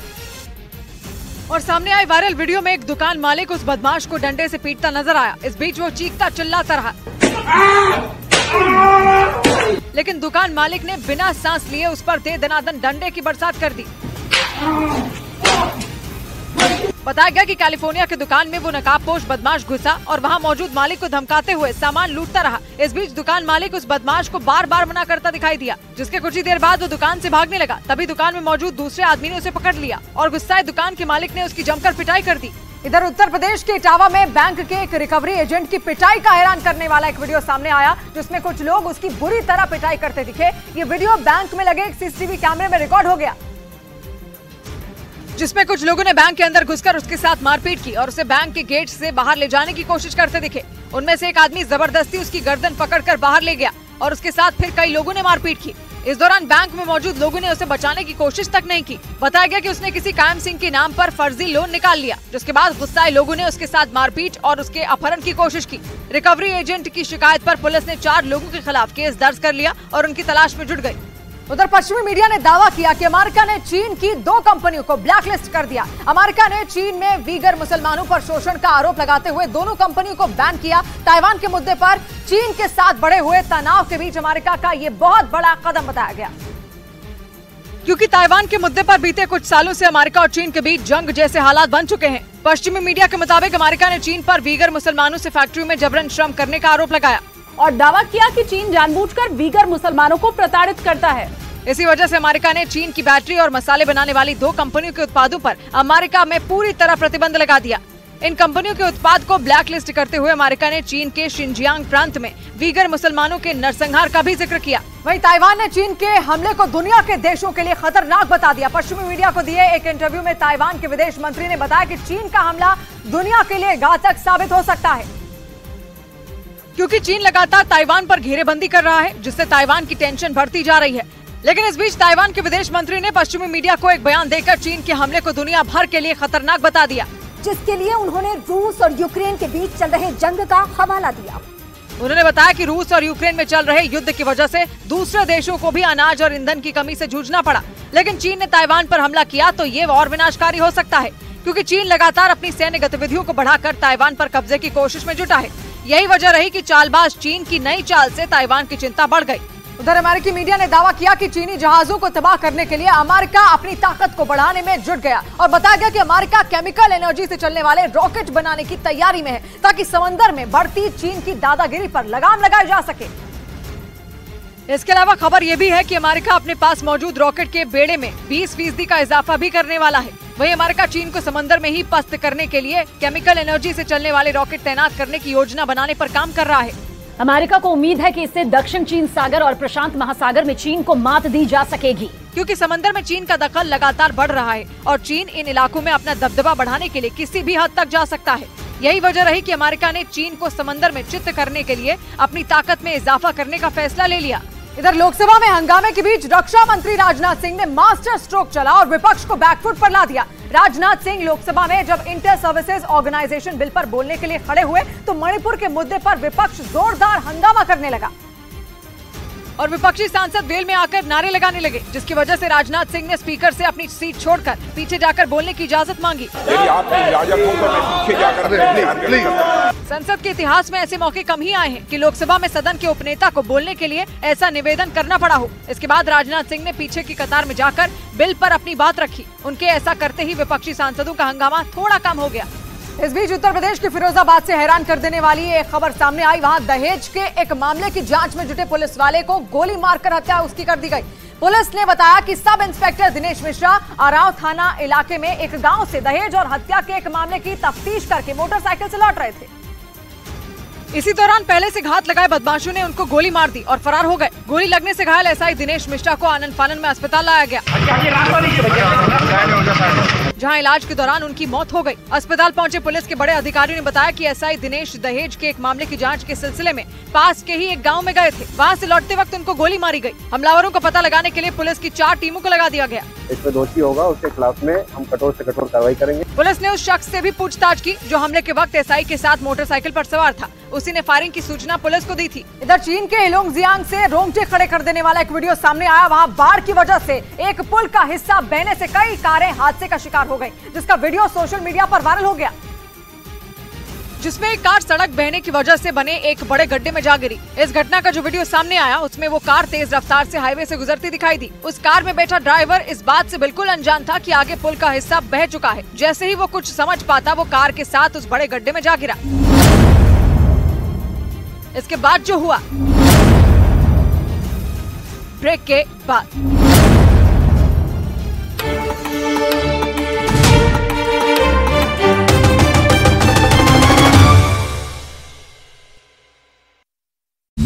हाईवे। बड़ी खबर हरियाणा हिंसा से जुड़ी। नूह समेत हरियाणा के दूसरे जिलों में बवाल करने वाले उपद्रवियों के खिलाफ प्रशासन ने एक्शन तेज कर दिया। हिंसा के बाद उपद्रवियों पर एफआईआर दर्ज करके उन्हें गिरफ्तार किया गया। नूह में प्रशासन का बुलडोजर भी गरजा। वहां के तावडू इलाके में सरकारी जमीन पर बनी रोहिंग्याओं की झुग्गियों पर बुलडोजर चलाया गया। हिंसा प्रभावित 5 जिलों में पुलिस और केंद्रीय बल के जवानों ने फ्लैग मार्च भी किया और हिंसा के बाद नूह जिले के एसपी वरुण सिंगला का तबादला कर दिया गया। उनकी जगह नरेंद्र बिजारनिया को अब नूह का नया एसपी बना दिया गया। वहीं नूह के डिप्टी कमिश्नर पर भी गाज गिरी, उनका भी ट्रांसफर कर दिया गया। लेकिन इन सब के बीच नूह में हुई हिंसा के बाद संवेदनशील इलाकों में भारी संख्या में पुलिस बल तैनात कर दिया गया। बवाल के बाद वहां के लोगों को राहत देने के लिए कर्फ्यू में ढील दी गई और नूह में तैनात पुलिस वहां चप्पे चप्पे पर पैनी नजर बनाए हुए है, जिससे कोई वहां माहौल खराब करने की कोशिश न करे। वहां से सामने आई तस्वीरों में पुलिस और अर्धसैनिक बल के जवान नूह के अल्बर्ट चौक इलाके में फ्लैग मार्च करते नजर आए। अल्बर्ट चौक में ही 31 जुलाई को जबरदस्त हिंसा हुई थी। अधिकारियों के नेतृत्व में यहाँ सैकड़ों की संख्या में जवान तैनात है। हिंसा और बवाल के बाद नूह इलाके में पुलिस फोर्स तैनात की गई, साथ ही कर्फ्यू भी लगा दिया गया और अब धीरे धीरे कर्फ्यू में ढील देना पुलिस ने शुरू किया, जिससे नूह में हालात ठीक हो सके। वहीं नूह हिंसा के दौरान आरोप लगा कि उपद्रवियों ने पहाड़ियों से नालेश्वर महादेव मंदिर में छिपे लोगों पर गोलियां चलाई, जिसके कई वीडियो भी वायरल हुए और पुलिस इस मामले की जांच में जुट गई। इस बीच न्यूज 18 की टीम भी उस मंदिर में पहुंची जो नूह के बाहरी इलाके में बना हुआ है। नूह का ये नालेश्वर महादेव मंदिर 3 तरफ से पहाड़ियों से घिरा है। आरोप लगा कि जब नूह में बवाल शुरू हुआ तो उपद्रवियों ने इस नालेश्वर महादेव मंदिर को घेर कर हमला किया। जो आरोप लग रहे थे कि फायरिंग इन पहाड़ियों से हो रही थी, ये वही पहाड़ियां हैं, जिसके कई वीडियो भी सामने आए और आरोप लगा कि उन पहाड़ियों से ही उपद्रवियों ने मंदिर में छिपे लोगों पर फायरिंग की। यहाँ से ऐसे करके फायरिंग हो रही थी उस मंदिर प्रांगण की तरफ जहाँ पर लोगों की तादाद थी। हालांकि पुलिस उस वायरल वीडियो और बवाल के वक्त मौके पर मौजूद लोगों के आरोपों के आधार पर जांच में जुट गई। इस बीच हरियाणा के नूह में प्रशासन की टीम ने भारी पुलिस बंदोबस्त के बीच दंगे के आरोपियों के मकानों को एक एक कर ध्वस्त कर दिया। ये मकान नालेश्वर महादेव मंदिर के पास उसी पहाड़ी के पास बने थे जहां से मंदिर में छिपे लोगों पर गोली चलाने का दावा किया गया और अब प्रशासन ने पहाड़ियों पर बने अवैध तरीके से बनाए गए दंगे के आरोपियों के मकानों को बुलडोजर से जमींदोज कर दिया। आरोप है कि 31 जुलाई को इन्हीं पहाड़ियों पर से दंगाइयों ने मंदिर में छिपे लोगों पर गोलियां बरसाई थी। उस दौरान मंदिर में करीब 4000 लोग थे जो ब्रजमंडल यात्रा पर पथराव के बाद मंदिर में छिप गए थे। और जो दंगाई है उनकी प्रॉपर्टी को आप यहाँ पर गिराया जा रहा है। देखिए सीधी तस्वीरें हम आपको दिखा रहे हैं किस तरह से यहाँ पर सरकारी बुलडोजर जो है वो यहाँ पर चल रहा है। इस कार्रवाई के दौरान वहाँ बड़ी संख्या में पुलिस के जवान दिखाई दिए। ये भी पता चला कि एक आरोपी पहाड़ी पर पिछले 3 दिन से छिपा है, जिसके बाद पुलिस ने ड्रोन की मदद से उसकी तलाशी शुरू कर दी। और नूह में हुई हिंसा और बवाल के बाद पुलिस ने एक्शन तेज कर दिया और वहाँ के तावडू इलाके में सरकारी जमीन पर बनी रोहिंग्याओं की झुग्गियों पर बुलडोजर चला दिया और आरोप लगा कि नूह में हुए बवाल में रोहिंग्या भी शामिल थे, जिसके बाद पुलिस की मौजूदगी में नूह के तवाडू इलाके में रहने वाले रोहिंग्याओं की झुग्गियों को बुलडोजर से गिरा दिया गया। वहां से जो तस्वीर सामने आई उसमें बुलडोजर एक एक घर को गिराता दिखा। नूह में जिस तरह के हालात बने थे, जिस तरह से दंगाइयों ने वहां पर गाड़ियों को जलाया था, उसके बाद की ये कार्रवाई माना जा रहा है। आरोप लगा कि सरकारी जमीन पर रोहिंग्याओं ने कब्जा किया। करीब 70 रोहिंग्या परिवार तावडू इलाके में आकर बसे। नूह हिंसा में शामिल होने का आरोप भी रोहिंग्याओं पर लगा, जबकि एक दिन पहले ही नूह प्रशासन ने इन रोहिंग्या परिवारों को जमीन खाली करने का आदेश दिया, जिसके बाद ये कार्रवाई की गई। इस बीच हरियाणा सरकार ने हिंसा के बाद नूह जिले के एसपी वरुण सिंगला का तबादला कर दिया। उन्हें भिवानी जिले का चार्ज दिया गया और उनकी जगह नरेंद्र बिजारनिया को नूह में हालात संभालने का जिम्मा सौंप दिया गया। क्योंकि दिल्ली से करीब 85 किलोमीटर दूर हरियाणा का नूह जिला 31 जुलाई से अशांत है। हिंसा की शुरुआत तब हुई जब नलेश्वर महादेव मंदिर से विश्व हिंदू परिषद ने ब्रज मंडल यात्रा शुरू की। आरोप है कि जैसे ही मंदिर से यात्रा निकली, उपद्रवियों ने उस पर पथराव शुरू कर दिया। इस घटना के बाद हिंसा की आग ऐसी भड़की कि आसपास के कई जिले उसकी चपेट में आ गए। जिस दिन यह घटना हुई उस दिन जिले के एसपी वरुण सिंघला छुट्टी पर थे और सूत्रों के मुताबिक इसी वजह से हरियाणा सरकार ने उनका तबादला कर दिया। सिंघला को भिवानी जिले की जिम्मेदारी सौंपी गई है। उनकी जगह शांति बहाल करने के लिए नरेंद्र बिजारनिया को नूंह जिले का एसपी बनाया गया। इधर पुलिस सूत्रों के हवाले से खबर है कि नूंह हिंसा मामले में गिरफ्तार आरोपियों ने पूछताछ में यह कबूल किया कि पूरी प्लानिंग के साथ हिंसा को भड़काया गया था। हिंसा की वजह से राज्य के 4 जिले नूंह, पलवल, फरीदाबाद और गुरुग्राम में हालात तनावपूर्ण है, जिसे देखते हुए इन चारों जिलों में पैरामिलिट्री फोर्स की 20 कंपनियों को तैनात कर दिया गया। राज्य में 100 से ज्यादा एफआईआर दर्ज किए गए हैं और 200 से ज्यादा लोग गिरफ्तार किए गए हैं। पुलिस सूत्रों का दावा है कि आरोपियों ने पूछताछ में कबूल किया कि हिंसा पूरी प्लानिंग के साथ भड़काई गई थी। सूत्रों के मुताबिक आरोपियों ने बताया कि वो हिंसा भड़काने के लिए भीड़ में शामिल होकर अवैध हथियारों से फायरिंग कर रहे थे। सूत्र बताते हैं कि आरोपियों ने न सिर्फ दूसरे समुदाय के लोगों को निशाना बनाया बल्कि पुलिस पर भी हमले किए। पुलिस सूत्रों का कहना है कि आरोपियों ने पूछताछ में ये भी बताया कि हिंसा के बाद कई आरोपी छिपने के लिए राजस्थान और यूपी फरार हो गए थे। उधर नूंह हिंसा में मारे गए होमगार्ड के जवान नीरज खान के घर वालों ने सरकार से उन्हें शहीद का दर्जा देने की मांग की। 31 जुलाई को भड़की हिंसा में 6 लोगों की मौत हो चुकी और जिनमें 37 साल के होमगार्ड जवान नीरज खान भी शामिल हैं, जिन्होंने गुरुग्राम में दंगाइयों को रोकने के लिए अपनी जान दे दी। गुरुग्राम जिले के सोना के पास गढ़ी वाजिदपुर गांव के रहने वाले नीरज खेड़की दौला पुलिस स्टेशन में तैनात थे।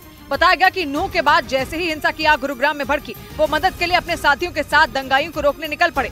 आरोप है कि उसी दौरान उग्र भीड़ ने उन पर हमला कर दिया। बाद में उन्हें अस्पताल ले जाया गया, जहां उनकी मौत हो गई। उनकी मौत के बाद न सिर्फ उनके घर में बल्कि पूरे गाँव में सन्नाटा पसरा है। अब उसको शहीद का दर्जा दिया जाए और उसके 2 छोटे बच्चे हैं, उनका पालन पोषण और उसकी घरवाली के लिए कुछ हो जाए। इसके अलावा नीरज खान के घर वालों ने राज्य में फैली हिंसा पर दुख जताया और लोगों से हिंसा को बढ़ावा न देने की अपील की। इस बीच नूंह में हुए बवाल के बाद हरियाणा पुलिस ने पंजाब के नंबर की एक सफेद रंग की गाड़ी के मालिक की तलाश तेज कर दी। पुलिस सूत्रों के मुताबिक वो गाड़ी निर्मल सिंह के नाम पर रजिस्टर्ड है, जिसे हैदर अली नाम के शख्स ने इसी साल मई में खरीदा था। जिसके बाद पुलिस हैदर अली नाम के उस शख्स की तलाश में जुट गई। पुलिस सूत्रों के मुताबिक नूंह में जब बवाल हुआ उस वक्त पंजाब नंबर की उस गाड़ी में बैठे शख्स ने ही उपद्रवियों को रास्ता दिखाया और न्यूज 18 इंडिया के पास उस गाड़ी से जुड़े दस्तावेज मौजूद हैं, जिसके मुताबिक मानसा के एक परिवार ने वो गाड़ी कंपनी को वापस लौटाई। जिसके बाद कंपनी ने वो गाड़ी विजयपाल नाम के शख्स को बेच दी, जिसने उस गाड़ी को गुरुग्राम के रहने वाले हैदर अली को बेचा। सूत्रों के मुताबिक पुलिस अब हैदर अली नाम के उस शख्स की तलाश में जुट गई। वहीं नूंह से हिंसा के बाद की दिल दहला देने वाली कुछ तस्वीरें सामने आई, जिनमें हर तरफ जली हुई गाड़ियों का अंबार नजर आया। आरोप लगा कि नूंह में हुए बवाल के दौरान इन गाड़ियों को उपद्रवियों ने निशाना बनाया और कई गाड़ियों में तोड़फोड़ की। वहीं कई गाड़ियों को आग के हवाले कर दिया गया। वहां निजी वाहनों के अलावा पुलिस की गाड़ियां और एम्बुलेंस तक को उपद्रवियों ने नहीं बख्शा। नूंह के अलग अलग हिस्सों से ऐसी गाड़ियों को इकट्ठा कर थाने में रखा गया, जिन्हें उपद्रवियों ने फूंक दिया था। किस तरीके से एक के बाद एक छोटी बड़ी कई गाड़ियां जो जहां मिली, उपद्रवियों ने उसे आग के हवाले कर दिया था। आरोप लगा कि नूंह में भड़की हिंसा के बाद उपद्रवियों ने सड़क पर कब्जा कर लिया और कई बसों को रोककर यात्रियों से लूटपाट की, जिसके बाद उन गाड़ियों में आग लगा दी। उधर 31 जुलाई को भड़की हिंसा के बाद में नूंह में कड़े सुरक्षा इंतजाम के बीच वहां की जामा मस्जिद में जुमे की नमाज अदा की गई और यही नहीं, नमाज से पहले उस मस्जिद के इमाम ने लोगों को अमन चैन का पैगाम दिया और उनसे हिंसा को बढ़ावा न देने की अपील की। क्योंकि हिंसा की आग में जलकर शहर के कई हिस्से राख में बदल गए। सैकड़ों की संख्या में गाड़ियों को आग लगा दी गई, दुकानें लूट ली गई, लोगों के घरों को भी नहीं छोड़ा गया। हालात ये हैं कि 4 दिन के बाद भी नूंह में तनाव है, जिसे देखते हुए वहां भारी संख्या में पुलिस और पैरामिलिट्री फोर्स को तैनात कर दिया गया। यही नहीं, कड़े सुरक्षा इंतजामों के बीच ही नूंह में हिंसा के बाद पहली जुमे की नमाज अदा की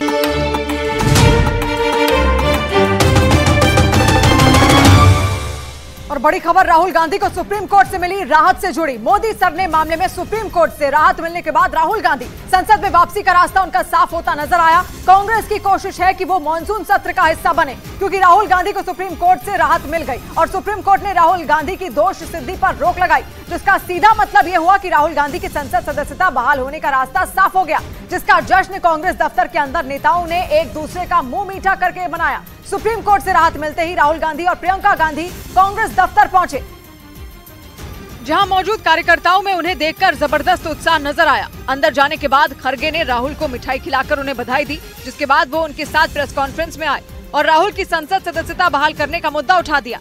डिस्क्वालीफाई करने में सिर्फ 24 घंटे में सब कुछ हुआ। अब देखेंगे अब कितने घंटे में उनको रीइंस्टेट करते हैं। इस प्रेस कॉन्फ्रेंस में खड़गे ने विक्ट्री साइन दिखाकर जीत की खुशी भी जाहिर की, लेकिन राहुल ने नपे तुले अंदाज में अपनी बात रखी। सुप्रीम कोर्ट से राहत मिलने के बाद राहुल गांधी ने प्रेस कॉन्फ्रेंस में उनका साथ देने वालों को शुक्रिया कहा और इसे सच की जीत बताते हुए ये जता दिया कि वो आगे आने वाली चुनौतियों के लिए तैयार हैं। आज नहीं तो कल, कल नहीं तो परसों सच्चाई की जीत होती है। मगर जो भी हो, मेरा रास्ता तो क्लियर है।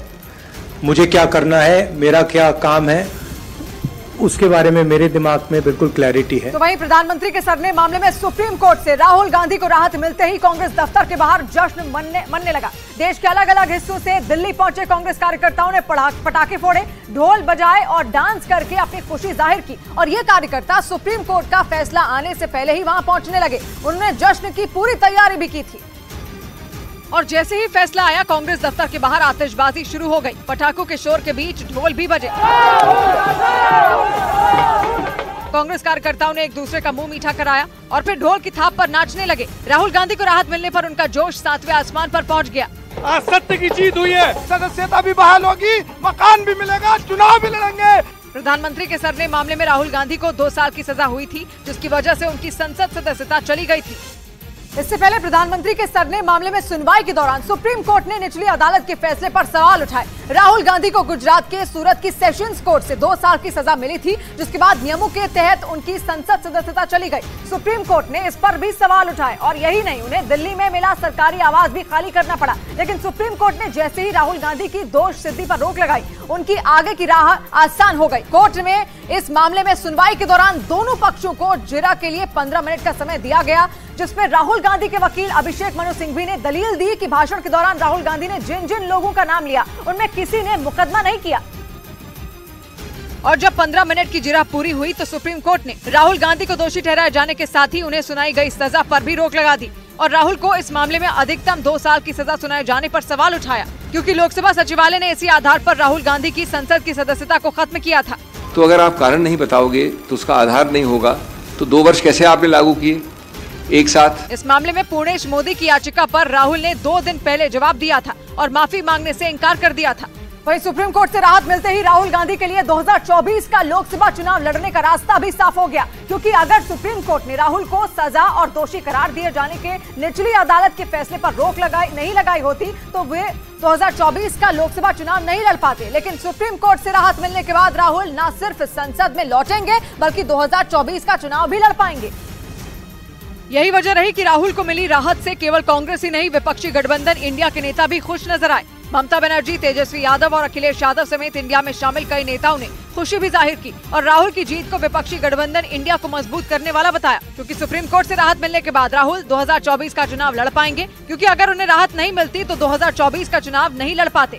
उधर चीन के हिलोंगजियांग से रोंगटे खड़े कर देने वाला एक वीडियो सामने आया। बाढ़ की वजह से एक पुल का हिस्सा बहने से कई कारें हादसे का शिकार हो गई, जिसका सोशल मीडिया पर वीडियो वायरल हो गया, जिसमें एक कार सड़क बहने की वजह से बने एक बड़े गड्ढे में जा गिरी। इस घटना का जो वीडियो सामने आया उसमें वो कार तेज रफ्तार से हाईवे से गुजरती दिखाई दी। उस कार में बैठा ड्राइवर इस बात से बिल्कुल अनजान था कि आगे पुल का हिस्सा बह चुका है। जैसे ही वो कुछ समझ पाता वो कार के साथ उस बड़े गड्ढे में जा गिरा, क्योंकि कार की रफ्तार इतनी तेज थी कि उसे ब्रेक लगाने तक का मौका नहीं मिला और वो कार उस गड्ढे में समा गई। तुक्सरी तूफान ने चीन के हिलोंगजियांग में ऐसा कहर बरपाया कि एक नहीं बल्कि कई गाड़ियां उस बड़े गड्ढे में गिरने से हादसे का शिकार हो गयी। इस बीच PIJ यानी पैलेस्टीनियन इस्लामिक जिहाद ने इजराइल की सेना पर जोरदार हमला कर दिया। वेस्ट बैंक इलाके में हुए इस हमले से जुड़ा एक वीडियो भी जारी किया गया। वहां 18 साल के एक फिलिस्तीनी लड़के की मौत के बाद से ही बवाल मचा हुआ है। PIJ का आरोप है कि इजराइल की सेना ने फिलिस्तीनी शरणार्थियों के एक कैंप में घुसकर उस लड़के को गोलियों से भून दिया और उसके बाद से ही वेस्ट बैंक में शुरू हुई बारूद की बारिश ने रुकने का नाम नहीं लिया। PIJ यानी पैलेस्टीनियन इस्लामिक जिहाद ने जो वीडियो जारी किया उसमें एक इमारत में बेतहाशा धमाके होते सुनाई दिए। बताया गया कि PIJ ने इजराइल की सेना की इस बिल्डिंग पर एक के बाद एक कई रॉकेट दागे, जिसके बाद वो आग की लपटों में गिर गई। PIJ ने चेतावनी दी कि इजराइल की सेना को अभी इस जंग में बहुत बड़ी कीमत चुकानी होगी। वही खबर है कि इजराइल अपने पड़ोसी लेबनान के चरमपंथी संगठन हिजबुल्लाह पर हमले करने की तैयारी में है। इजराइल और लेबनान के बीच जमीन का पुराना मसला है और दोनों के बीच सीमा पर तनाव बहुत ज्यादा बढ़ा हुआ है। इसी बीच इजराइल के राष्ट्रपति और सेना प्रमुख ने अलग अलग लेबनान से लगने वाली अपनी सीमाओं का दौरा किया और हिजबुल्लाह को सीधी चेतावनी दे डाली कि वो इजराइल को हल्के में लेने की गलती ना करे, नहीं तो हिजबुल्लाह इजराइल को गीदड़ भभकी देता रह जाएगा और इजराइल उसकी कब्र खोद कर रख देगा। इजराइल के तेवर देखकर लग रहा है कि वो हिजबुल्लाह से एक नई जंग लड़ने की पूरी प्लानिंग करके बैठा है।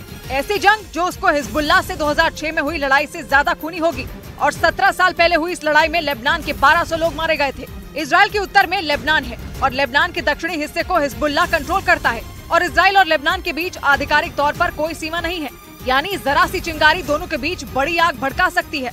मगर फिर भी पिछले दिनों हिजबुल्लाह ने इजराइल और लेबनान की सीमा पर विवादित जगह पर 2 तंबू गाड़ दिए और ऊपर से इजराइल को धमकी दे दी कि अगर उसने टेंटू को हाथ लगाया तो जंग छिड़ जाएगी। तेलंगाना की राजधानी हैदराबाद में बाढ़ प्रभावित लोगों की मदद के मुद्दे पर कांग्रेस ने जोरदार प्रदर्शन किया। कांग्रेस के नेता और सैकड़ों कार्यकर्ताओं ने सड़क पर धरना दिया। कांग्रेस ने राज्य सरकार पर बाढ़ पीड़ितों की मदद नहीं करने का आरोप लगाया और सड़क पर जमकर नारेबाजी की। इस दौरान प्रदर्शनकारी हाथों में कांग्रेस का झंडा और पोस्टर लिए दिखे। प्रदर्शनकारियों को रोकने के लिए वहां मौजूद पुलिसकर्मियों के साथ कुछ लोगों की धक्का मुक्की हुई। पुलिस के समझाने के बावजूद जब प्रदर्शनकारी सड़क से नहीं हटे तो उन्हें हिरासत में ले लिया गया और ट्रकों में बिठाकर वहां से भेज दिया। कांग्रेस का आरोप है कि तेलंगाना में आई बाढ़ के बाद पीड़ितों को सरकार की तरफ से मदद नहीं दी गई। उधर ब्रिटेन में ऋषि सुनक सरकार की तेल नीति पर भड़के ग्रीन पीस नाम की संस्था के लोगों ने प्रधानमंत्री के घर को काले कपड़ों से ढक दिया। ये प्रदर्शन उस वक्त किया गया जब ऋषि सुनक अपने परिवार के साथ अमेरिका में छुट्टियां मना रहे हैं और तभी ग्रीन पीस नाम की इस संस्था के लोगों के यॉर्कशायर में मौजूद प्रधानमंत्री ऋषि सुनक के घर को काले कपड़ों से ढक दिया। यही नहीं, सरकार के खिलाफ अपना विरोध जताने के लिए कुछ लोग उनके घर की छत पर चढ़ गए और वहां पोस्टर के जरिए उन्होंने तेल नीति पर आपत्ति जताई। इसके साथ ही ग्रीन पीस संस्था ने ब्रिटिश सरकार से पर्यावरण को बचाने की मांग की। हाल ही में ऋषि सुनक सरकार ने उत्तरी सागर में तेल और गैस के लिए ड्रिलिंग की मंजूरी दी थी, जिसके बाद से ही पर्यावरण बचाने की मुहिम से जुड़ी कई संस्थाएं इसका विरोध कर रही हैं। ब्रिटेन को इसकी जरूरत इसलिए पड़ी क्योंकि यूक्रेन जंग के बाद उसने रूस से तेल और गैस की आयात पर रोक लगा दी थी। इस बीच भारत को इजराइल से टैंकों का काल माने जाने वाली खतरनाक स्पाइक NLOS मिसाइलें मिल गई। रक्षा सूत्रों के मुताबिक भारतीय वायुसेना ने 2 साल पहले लद्दाख में चीन की हरकतों को देखते हुए ये मिसाइलें मंगवाई थी और खबर है कि भारत को इजराइल की spike NLOS anti tank guided मिसाइलों की खेप मिल चुकी है और जल्द ही इन खतरनाक मिसाइलों का परीक्षण भी किया जाएगा। रक्षा सूत्रों के मुताबिक इजराइल की स्पाइक NLOS मिसाइलों की रेंज 32 किलोमीटर है और ये वायुसेना के Mi-17 और अपाचे हेलीकॉप्टरों से दागी जा सकती हैं। दावा है कि ये मिसाइलें दुश्मन की बख्तरबंद गाड़ियों और घातक टैंकों को पल भर में ही तबाह कर देंगी। इस मिसाइल की इन्हीं खूबियों की वजह से अमेरिका और ब्रिटेन समेत दुनिया के 39 देश पहले ही इसे खरीद चुके हैं और खबर है कि भारत भी जल्द ही इन मिसाइलों को LAC पर तैनात करेगा ताकि चीन को मुंहतोड़ जवाब दिया जा सके। उधर काला सागर में रातों रात रूस की नौसेना के एक बड़े बेस पर हमला हुआ, लेकिन उस हमले पर रूस और यूक्रेन दोनों ने अलग अलग दावे किए। यूक्रेन ने दावा किया कि उसके हमले में रूस की नौसेना के एक जहाज को तगड़ा नुकसान पहुंचा, मगर रूस ने नुकसान पर कोई बात नहीं की। उल्टा उसने दावा किया कि उसने यूक्रेन के हमले को नाकाम कर दिया। इसके बाद यूक्रेन ने अपनी बात को साबित करने के लिए एक वीडियो जारी कर दिया, जिसे देखकर ऐसा लगा कि वो किसी समुद्री ड्रोन पर लगे कैमरे से लिया गया है। वीडियो में वो समुद्री ड्रोन पानी में तेजी से आगे बढ़ता नजर आया। सामने रूस की नौसेना का बड़ा सा जंगी जहाज नजर आया। ड्रोन जैसे ही जहाज के करीब पहुंचा, वीडियो अचानक बंद हो गया। यह हमला रूस के नवरासिस्क बंदरगाह के पास उसकी नौसेना के बेस पर हुआ। नवरासिस्क काला सागर में रूस का बहुत अहम बंदरगाह है, वो रूस का एक्सपोर्ट हब है। यूक्रेन ने दावा किया कि उसके समुद्री ड्रोन ने इतना तगड़ा वार किया कि रूस का जहाज फिलहाल जंग में हिस्सा नहीं ले पाएगा, क्योंकि दावा किया गया कि जिस ड्रोन ने जहाज पर हमला किया उसमें 450 किलो डायनामाइट था। मगर अपना नुकसान मानना तो दूर, रूस ने उल्टा ये दावा ठोक दिया कि उसके जंगी जहाजों ने यूक्रेन के ड्रोन को नष्ट कर दिया और उसको कामयाब नहीं होने दिया। इस बीच रूस ने मॉस्को की तरफ हमले के लिए बढ़ रहे ड्रोन को मार गिराने का दावा कर दिया। रूस के रक्षा मंत्रालय ने एक बयान जारी करते हुए बताया कि उनके सैनिकों ने ड्रोन के साथ एक आतंकी हमले को नाकाम कर दिया, क्योंकि आरोप है कि रूस के भीषण हमलों से यूक्रेन बौखला गया और उसने मॉस्को पर ड्रोन अटैक करने की कोशिश की। लेकिन रूस ने दावा किया कि उसकी सेना ने हवा में ही यूक्रेन के साथ ड्रोन मार गिराए, जिसके बाद रूस के रक्षा मंत्रालय ने बयान जारी करते हुए यूक्रेन के इस ड्रोन अटैक को आतंकी हमला बता दिया। दावा किया गया कि मॉस्को को यूक्रेन की फौज ने ड्रोन से निशाना बनाया, जिसे मॉस्को से करीब 200 किलोमीटर दूर कलुगा प्रांत में ही रूस के सैनिकों ने तबाह कर दिया। हालांकि रूस ने इस दावे को लेकर यूक्रेन ने कोई बयान जारी नहीं किया। उधर अमेरिका की मीडिया के मुताबिक यूक्रेन में रूस के कब्जे वाले इलाकों में वहां के नागरिकों को जबरन रूस की नागरिकता दिलाई जा रही है। दावा किया गया कि इसका विरोध करने वालों को कई तरीकों से प्रताड़ित किया जा रहा है। और ये दावा अमेरिका में येल यूनिवर्सिटी के रिसर्चरों के हवाले से किया गया, जिसके मुताबिक यूक्रेन के लुहांस्क, डोनेट्स्क, खेर्सन, जापोरिजिया के लोगों को जबरदस्ती रूस की नागरिकता दिलाई जा रही है। ये वही इलाके हैं जिन्हें पुतिन ने यूक्रेन पर हमले से पहले अपना बताया था। और करीब 17 महीने की जंग में रूस ने वहां कब्जे का दावा किया। येल यूनिवर्सिटी के रिसर्चरों के मुताबिक रूस की तरफ से अब इन इलाकों में रहने वाले लोगों पर रूसी नागरिक बनने के लिए दबाव बनाया जा रहा है और विरोध करने वाले लोगों को वहां से खदेड़ने और हिरासत में लेने की धमकी भी दी जा रही है। वहीं दावा किया गया कि 17 महीने से चल रही जंग से भागने के लिए यूक्रेन के सैनिक झूठी मेडिकल रिपोर्ट बनवा रहे हैं, जिसमें सेना के कुछ अधिकारियों के भी शामिल होने का दावा किया गया, जिन्हें नकली रिपोर्ट के बदले 5 लाख रुपए दिए जाने के आरोप लगे। और यूक्रेन की राजधानी कीव और ओदेसा समेत करीब 100 जगह पर पुलिस ने छापेमारी की, जहां नकली मेडिकल सर्टिफिकेट बनाए जा रहे थे। दावा किया गया कि रूस से चल रही भीषण जंग में जाने से बचने के लिए यूक्रेन के सैनिक झूठी मेडिकल रिपोर्ट बनवा रहे हैं। वहीं इस फर्जीवाड़े में वहां सेना के कुछ अधिकारी भी शामिल बताए गए, जिन पर नकली मेडिकल रिपोर्ट बनवाने के लिए सैनिकों से 5 लाख रुपए लिए जाने का दावा किया गया, ताकि नकली रिपोर्ट के जरिए कुछ लोगों को सेना में भर्ती होने के लिए अनफिट दिखाया जा सके। वहीं झूठी मेडिकल रिपोर्ट का इस्तेमाल कर कुछ लोगों के यूक्रेन छोड़कर जाने का भी दावा किया गया। उधर पश्चिमी मीडिया ने दावा किया कि यूक्रेन से लगे बॉर्डर पर हमले रोकने के लिए रूस ने अपने लड़ाकों को हथियारों की खेप पहुंचा दी। ये वो लड़ाके हैं जिन्हें पुतिन ने रूस के सशस्त्र बलों, नेशनल गार्ड और पुलिस की मदद के लिए पिछले साल दिसंबर में तैयार किया था, जिनका मकसद यूक्रेन की सीमा से लगे इलाकों की सुरक्षा करना और रूसी सेना की मदद करना है। पश्चिमी मीडिया के मुताबिक रूस ने अपने कुर्स्क और बेलग्राद इलाके में लड़ाकों की ऐसी फौज तैयार कर ली जो सीमा की सुरक्षा में कभी भी तैनात किए जा सकते हैं। ये दोनों शहर यूक्रेन बॉर्डर के बिल्कुल नजदीक हैं। और इसी वजह से रूस ने यहाँ इन लड़ाकों को न सिर्फ जंग लड़ने की ट्रेनिंग दी, बल्कि हथियार भी पहुंचा दिए। मतलब ये कि ये लड़ाके इस इलाके में रूस के लिए एक प्राइवेट आर्मी की तरह जंग लड़ेंगे। रूस का दावा है कि कुर्स्क और बेलग्राद में यूक्रेन की सेना आए दिनों हमले को अंजाम देती रहती है, जिससे निपटने की जिम्मेदारी अब इन लड़ाकों की होगी।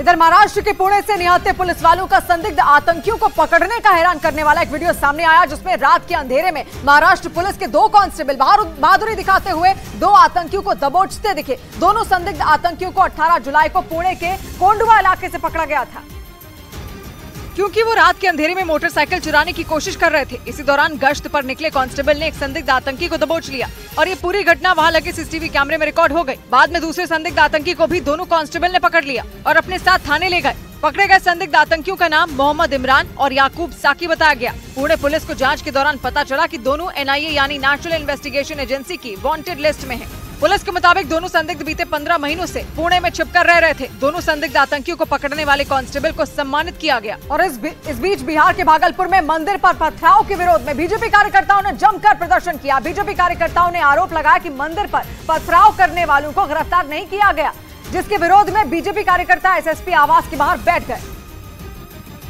और इस दौरान उन लोगों की पुलिस के जवानों के साथ झड़प भी हुई। इस घटना का जो वीडियो सामने आया उसमें बीजेपी कार्यकर्ता SSP आवास का घेराव करने के लिए आगे बढ़ते दिखाई दिए। हालांकि इस दौरान पुलिस के जवान ने उन्हें रोकने की कोशिश की तो प्रदर्शनकारियों ने एक न सुनी और धरने पर बैठ गए, जिसके बाद उन लोगों ने वहां हनुमान चालीसा का पाठ शुरू कर दिया।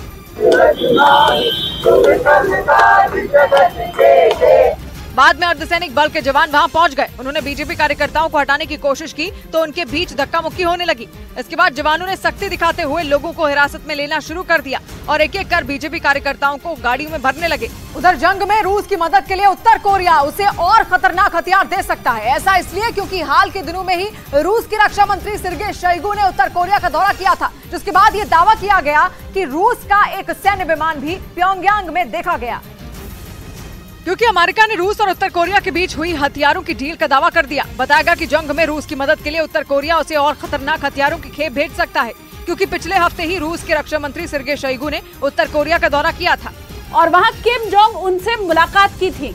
जबकि इस दौरे के कुछ दिनों बाद ही प्योंगयांग में रूस की सेना का एक विमान देखे जाने का दावा किया गया, जिससे ये अटकलें लगाई गई कि उत्तर कोरिया ने भारी मात्रा में घातक हथियार और गोला बारूद रूस की सेना को मुहैया करा दिए, जो पलक झपकते ही यूक्रेन को तबाह कर सकते हैं। वहीं रूस की सरकारी न्यूज एजेंसी तास के मुताबिक जापान में मिसाइल तैनात करने की अमेरिका की तैयारी पर पुतिन बुरी तरह भड़क गए। उन्होंने अमेरिका के इस कदम को पूरे इलाके के लिए खतरा बताया। रूस ने अमेरिका को ऐसा नहीं करने की चेतावनी दे डाली, क्योंकि जापान में अमेरिका की मिसाइलें तैनात हो जाने के बाद रूस के लिए खतरा बढ़ जाएगा। असल में जापान से रूस की दूरी महज 3627 किलोमीटर है और अगर वहां अमेरिकी मिसाइलें तैनात होंगी तो न सिर्फ जापान बल्कि चीन की टेंशन भी बढ़ जाएगी, क्योंकि अमेरिका उन मिसाइलों के इस्तेमाल से एक ही झटके में चीन और रूस को निशाना बना लेगा। रूस की सरकारी न्यूज एजेंसी तास के मुताबिक अमेरिका जिन मिसाइलों को जापान में तैनात करने की तैयारी में है वो लंबी दूरी की हाइपरसोनिक और जमीन से लॉन्च की जाने वाली क्रूज मिसाइलें हैं। इसी वजह से पुतिन की चिंता बढ़ गई।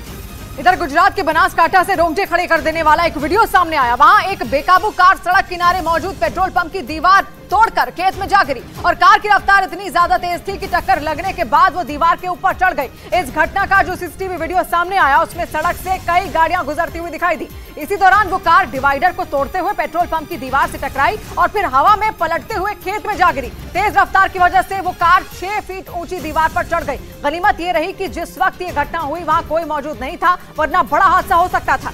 उधर उत्तरी अमेरिकी देश मेक्सिको में एक बस खाई में जा गिरी, जिसमें 6 भारतीयों समेत 18 लोगों की मौत हो गई, जबकि 20 से ज्यादा लोग बुरी तरह घायल हो गए। बताया गया कि वो बस अमेरिका की सीमा से लगने वाले शहर तियोवाना जा रही थी, लेकिन हाईवे से गुजरने के दौरान नीचे खाई में गिर गई। यह हादसा इतना भीषण था कि उस बस के परखचे उड़ गए, क्योंकि हादसे के बाद का एक वीडियो सामने आया जिसमें वो बस खाई में बिल्कुल पलटी हुई दिखाई दी और बस की छत भी उखड़ी हुई नजर आई। वीडियो में बस के अंदर की सीट साफ दिखी, जिससे अंदाजा लगाया जा सकता है कि ये मंजर कितना खौफनाक रहा होगा। बताया गया कि वो बस मेक्सिको से तियोवाना शहर जा रही थी, तभी उसका संतुलन बिगड़ा और वो खाई में पलट गई, जिसमें 42 से ज्यादा लोग सवार थे। वहीं इस हादसे के बाद वहां रेस्क्यू ऑपरेशन चलाया गया, साथ ही उस बस के ड्राइवर को हिरासत में ले लिया गया। वहीं प्रधानमंत्री नरेंद्र मोदी 6 अगस्त को देश के 500 से ज्यादा रेलवे स्टेशनों के पुनर्विकास की आधारशिला रखेंगे। अमृत भारत स्टेशन योजना के तहत इन रेलवे स्टेशनों का पुनर्विकास होगा और इसके लिए करीब 24,500 करोड़ रुपए खर्च करने की तैयारी है, जिसके तहत रेलवे स्टेशनों को सिटी सेंटर के तौर पर विकसित किया जाएगा और बेहतरीन डिजाइन के तहत नए सिरे से उन स्टेशनों को बनाया जाएगा। अमृत भारत स्टेशन योजना के तहत उत्तर प्रदेश, राजस्थान, मध्य प्रदेश, तेलंगाना, झारखंड, आंध्र प्रदेश, बिहार, महाराष्ट्र, पश्चिम बंगाल और असम समेत 16 राज्यों के 508 स्टेशनों को संवारा जाएगा। उधर पश्चिमी मीडिया ने दावा किया कि अमेरिका ने ऑस्ट्रेलिया में पहली बार अपने MGM-140 ATACMS यानी आर्मी टैक्टिकल मिसाइल सिस्टम की ताकत दिखाई और ऑस्ट्रेलिया में चल रही मिलिट्री ड्रिल के दौरान अमेरिका ने इस घातक हथियार का दम दिखाया, जिसकी रेंज 300 किलोमीटर है। यानी अमेरिका का MGM-140 ATACMS 300 किलोमीटर दूर तक किसी भी टारगेट को तबाह करने की ताकत रखता है। माना जा रहा है कि ऑस्ट्रेलिया और अमेरिका की ये मिलिट्री ड्रिल चीन को कड़ा संदेश देने के लिए ही चल रही है और इसीलिए अमेरिका वहां अपने बेहद घातक हथियारों का दम भी दिखा रहा है, क्योंकि हिंद और प्रशांत महासागर में चीन की लगातार बढ़ती गतिविधियों से ऑस्ट्रेलिया के लिए भी खतरा बढ़ चुका है। हालांकि अमेरिका ने ऑस्ट्रेलिया में जिस MGM-140 ATACMS का प्रदर्शन किया, उस हथियार के लिए यूक्रेन कई बार अमेरिका से डिमांड कर चुका है। इस बीच पाकिस्तान के दौरे पर पहुंचे ईरान के विदेश मंत्री ने पश्चिमी देशों से यूक्रेन को हथियार नहीं देने की अपील की। ईरान के विदेश मंत्री के मुताबिक पश्चिमी देशों के हथियार की वजह से जंग में लोगों की जान जा रही है, क्योंकि यूक्रेन की मदद के नाम पर अमेरिका समेत यूरोप के कई देश उसे घातक हथियार दे रहे हैं। रूस ने पिछले साल जब से यूक्रेन पर हमला किया, पश्चिमी देशों का पारा रूस पर गर्म हो गया। इसके बाद अमेरिका समेत कई देशों ने घातक टैंक और खतरनाक मिसाइलें यूक्रेन भेजनी शुरू कर दी, जिसका जवाब देने के लिए रूस ने भी अपने बेहद मारक हथियारों का इस्तेमाल शुरू कर दिया। ऐसे में पाकिस्तान के दौरे पर पहुंचे ईरान के विदेश मंत्री ने साफ किया कि पश्चिमी देशों के हथियार लोगों की मौत और भारी नुकसान की वजह बन रहे हैं, इसीलिए यूक्रेन को हथियारों की सप्लाई रोक देनी चाहिए। हालांकि ये उसी ईरान के विदेश मंत्री हैं जिसने रूस को शाहिद 136 ड्रोन दिया, जिनका इस्तेमाल करके रूस ने जंग में जमकर खून खराबा किया। उधर यूक्रेन की खुफिया एजेंसी ने रूस पर एक सनसनीखेज आरोप लगाया कि वो बेलारूस पर झूठे हमले करके जंग को भड़काने की साजिश रच रहा है। यूक्रेन के मुताबिक रूस अपने दोस्त बेलारूस पर हमला बोलेगा और उसके बाद ये साबित करने की कोशिश करेगा कि ये हमला यूक्रेन ने किया है, ताकि बेलारूस भी उसके साथ यूक्रेन के खिलाफ जंग में कूद जाए। ऐसा इसलिए क्योंकि जंग के 18 महीने हो जाने के बाद भी बेलारूस की सेना सीधे लड़ाई में नहीं उतरी है। हालांकि बेलारूस ने हर तरह से रूस का युद्ध में साथ दिया। पुतिन ने बेलारूस को यूक्रेन पर हमले के लिए लॉन्च पैड की तरह इस्तेमाल किया। पिछले साल उनके सैनिकों ने भारी भरकम हथियारों के साथ बेलारूस के रास्ते ही यूक्रेन पर हमला बोला था। इतना ही नहीं, खबर तो ये भी आई कि रूस ने बेलारूस में परमाणु हथियारों की भी तैनाती कर दी। लेकिन इतना होने के बाद भी बेलारूस के सैनिक जंग में सीधे नहीं कूदे और यूक्रेन आरोप लगा रहा है कि इसी वजह से रूस खुद बेलारूस की एक तेल रिफाइनरी को निशाना बनाने की तैयारी कर रहा है, ताकि उसका आरोप यूक्रेन पर लगा सके और फिर भड़का हुआ बेलारूस अपने सैनिकों को जंग में उतार दे। दरवाजे के बाहर भी है, दरवाजे के बाहर भी है, डर तो घर के अंदर भी है। धीमे धीमे बोलो खतरा दीवारों के भीतर भी है। सौभाग्य की एक बात कही हरि ने, शायद ही ये माने कोई खामी मेरे अंदर भी है। ऊपर जाओ पर मत भूलो कोई तुमसे ऊपर भी है। तो मिलते हैं सोमवार को, घड़ी जब इशारा करेगी 9 बजे रात का। वक्त होगा सौभाग्य की एक बात का।